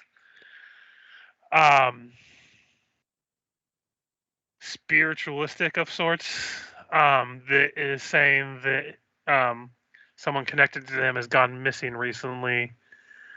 I do know it ends with walks, but I am not good with names.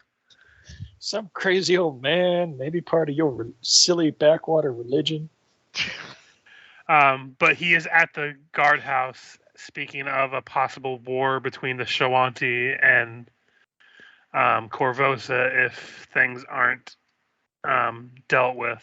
I am led to believe that it might be connected to disappearances, and from the way you described the murder before at your house, I imagine that it is not unreasonable to assume that it might be connected to you at this point as well.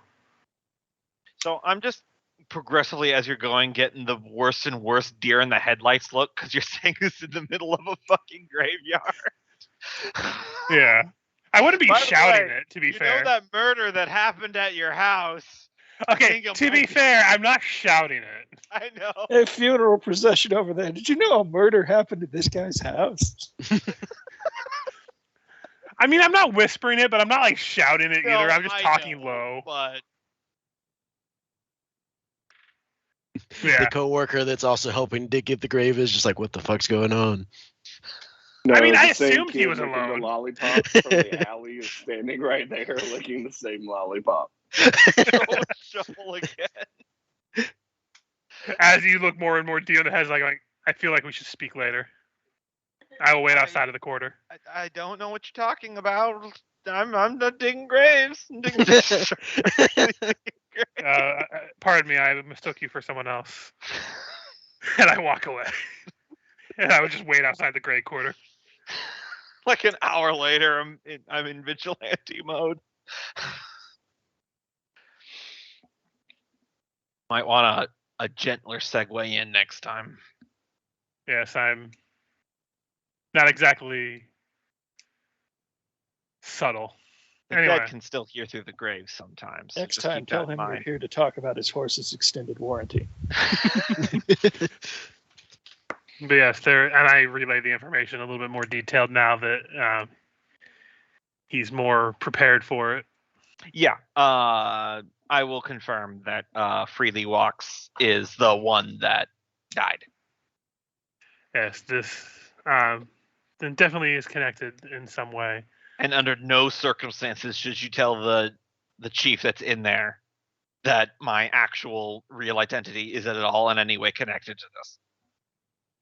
I did not say anything to him about it. I just said I had people that might be able to help. Good. Just making sure it stays that way. Yeah.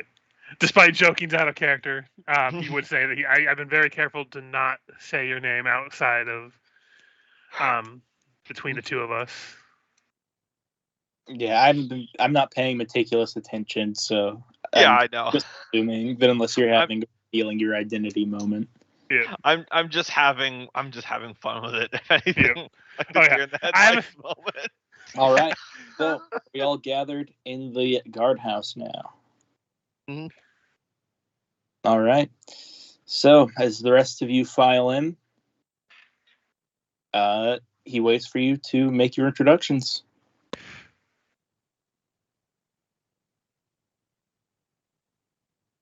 I've already introduced myself. Yeah. I've already been introduced. I just say Gray and leave it at that. How much has your friend informed you on the situation? Enough. Our ways are not as yours. If a body does not go whole to the fires of the ancestors, the smoke of a warrior's spirit cannot rise to the great sky. If I could send Gaken's body to the great sky with honor and dignity, his father and brothers would listen to me and stay their wrath. The talks of peace between mine people and yours could continue. But he was not just murdered.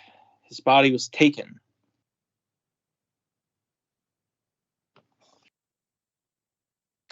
Taken by a necromancer known as Rolf, a criminal to both our peoples. I've spoken with the spirits, and they revealed to me that Gaken's body has been taken to a place below the city's graveyard, a place the spirits call the Dead Warrens. I'm familiar with the man of which you speak. I have been hunting him.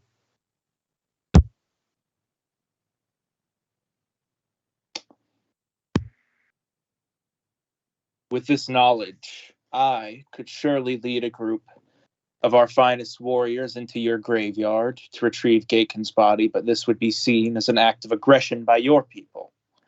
It falls to you to make amends for what has been done. You must bring me Gaken's body, lest we be forced to recover him ourselves. And although it pains my heart to say it, we will not be gentle if it comes to this.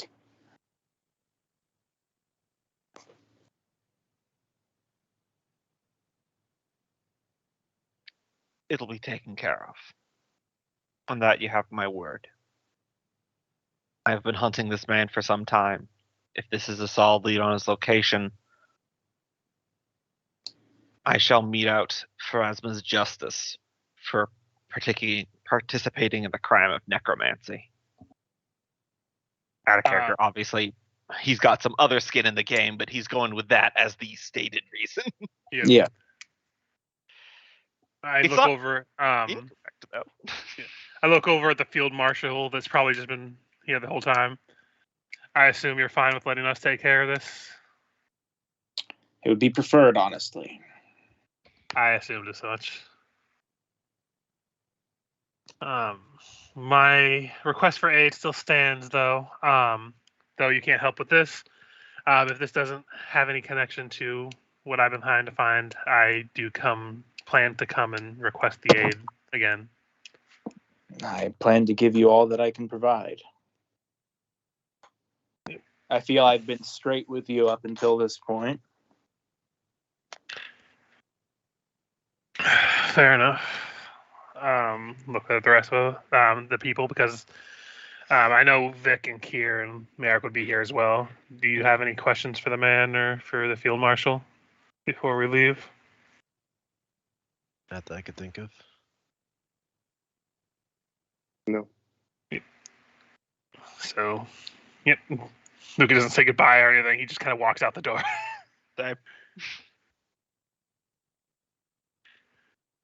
Awkward moment where the other three are just kind of sitting there still. Yeah, Did anyone else have any more questions for him? I got a location. I'm gonna go drop some bodies. And or recover one. And I would look over. I would talk to Barrow and be like, "Do we need to request access to these catacombs or whatever they are, or can we just walk in?" We should be able to slip in silently. The Church of Pharasma is not as involved as the Church of Abadar, but the gears of the clergy still work slowly. It's better we move with haste. Yep. The judgment of the Lady of Graves awaits all in the next life, so taking from her example, it is better to ask forgiveness than permission. I agree. Preventing war is tantamount to keeping the economy moving. Sometimes you have to break some rules for the greater good.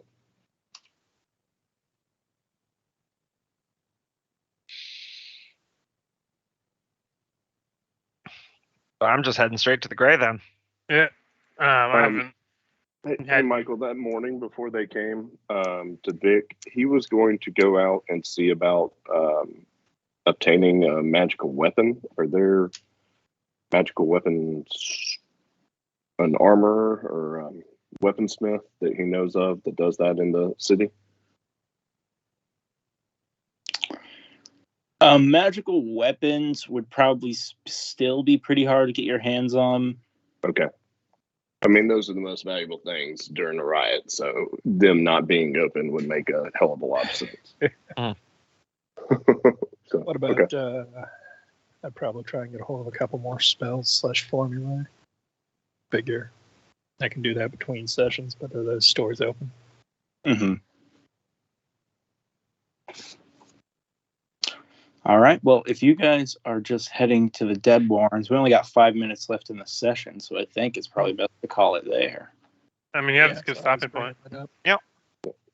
is or Kenneth's things open? He The said, yeah. store he was looking for. I think he said yeah. I believe he did. Oh, sweet. I mean, I picked up a potion earlier, so I imagine scrolls wouldn't be too hard either then. Mhm. Or other Yeah. potions.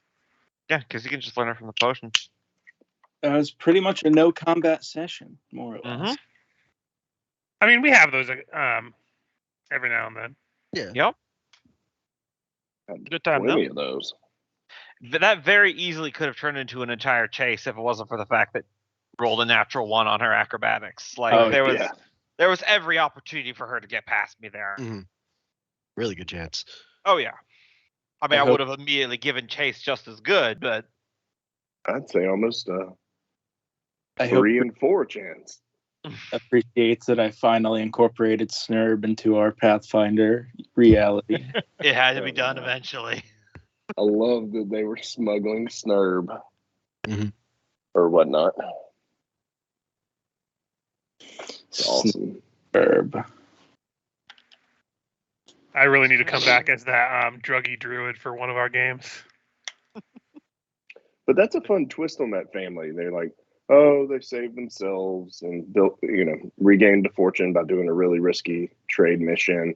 And then they started dedicating their money to the populace and helping people around town. And, oh, they're, illegally opening this butcher shop. And then you find out, well, the Kennedys got their money through illegally smuggling. So they're not that great.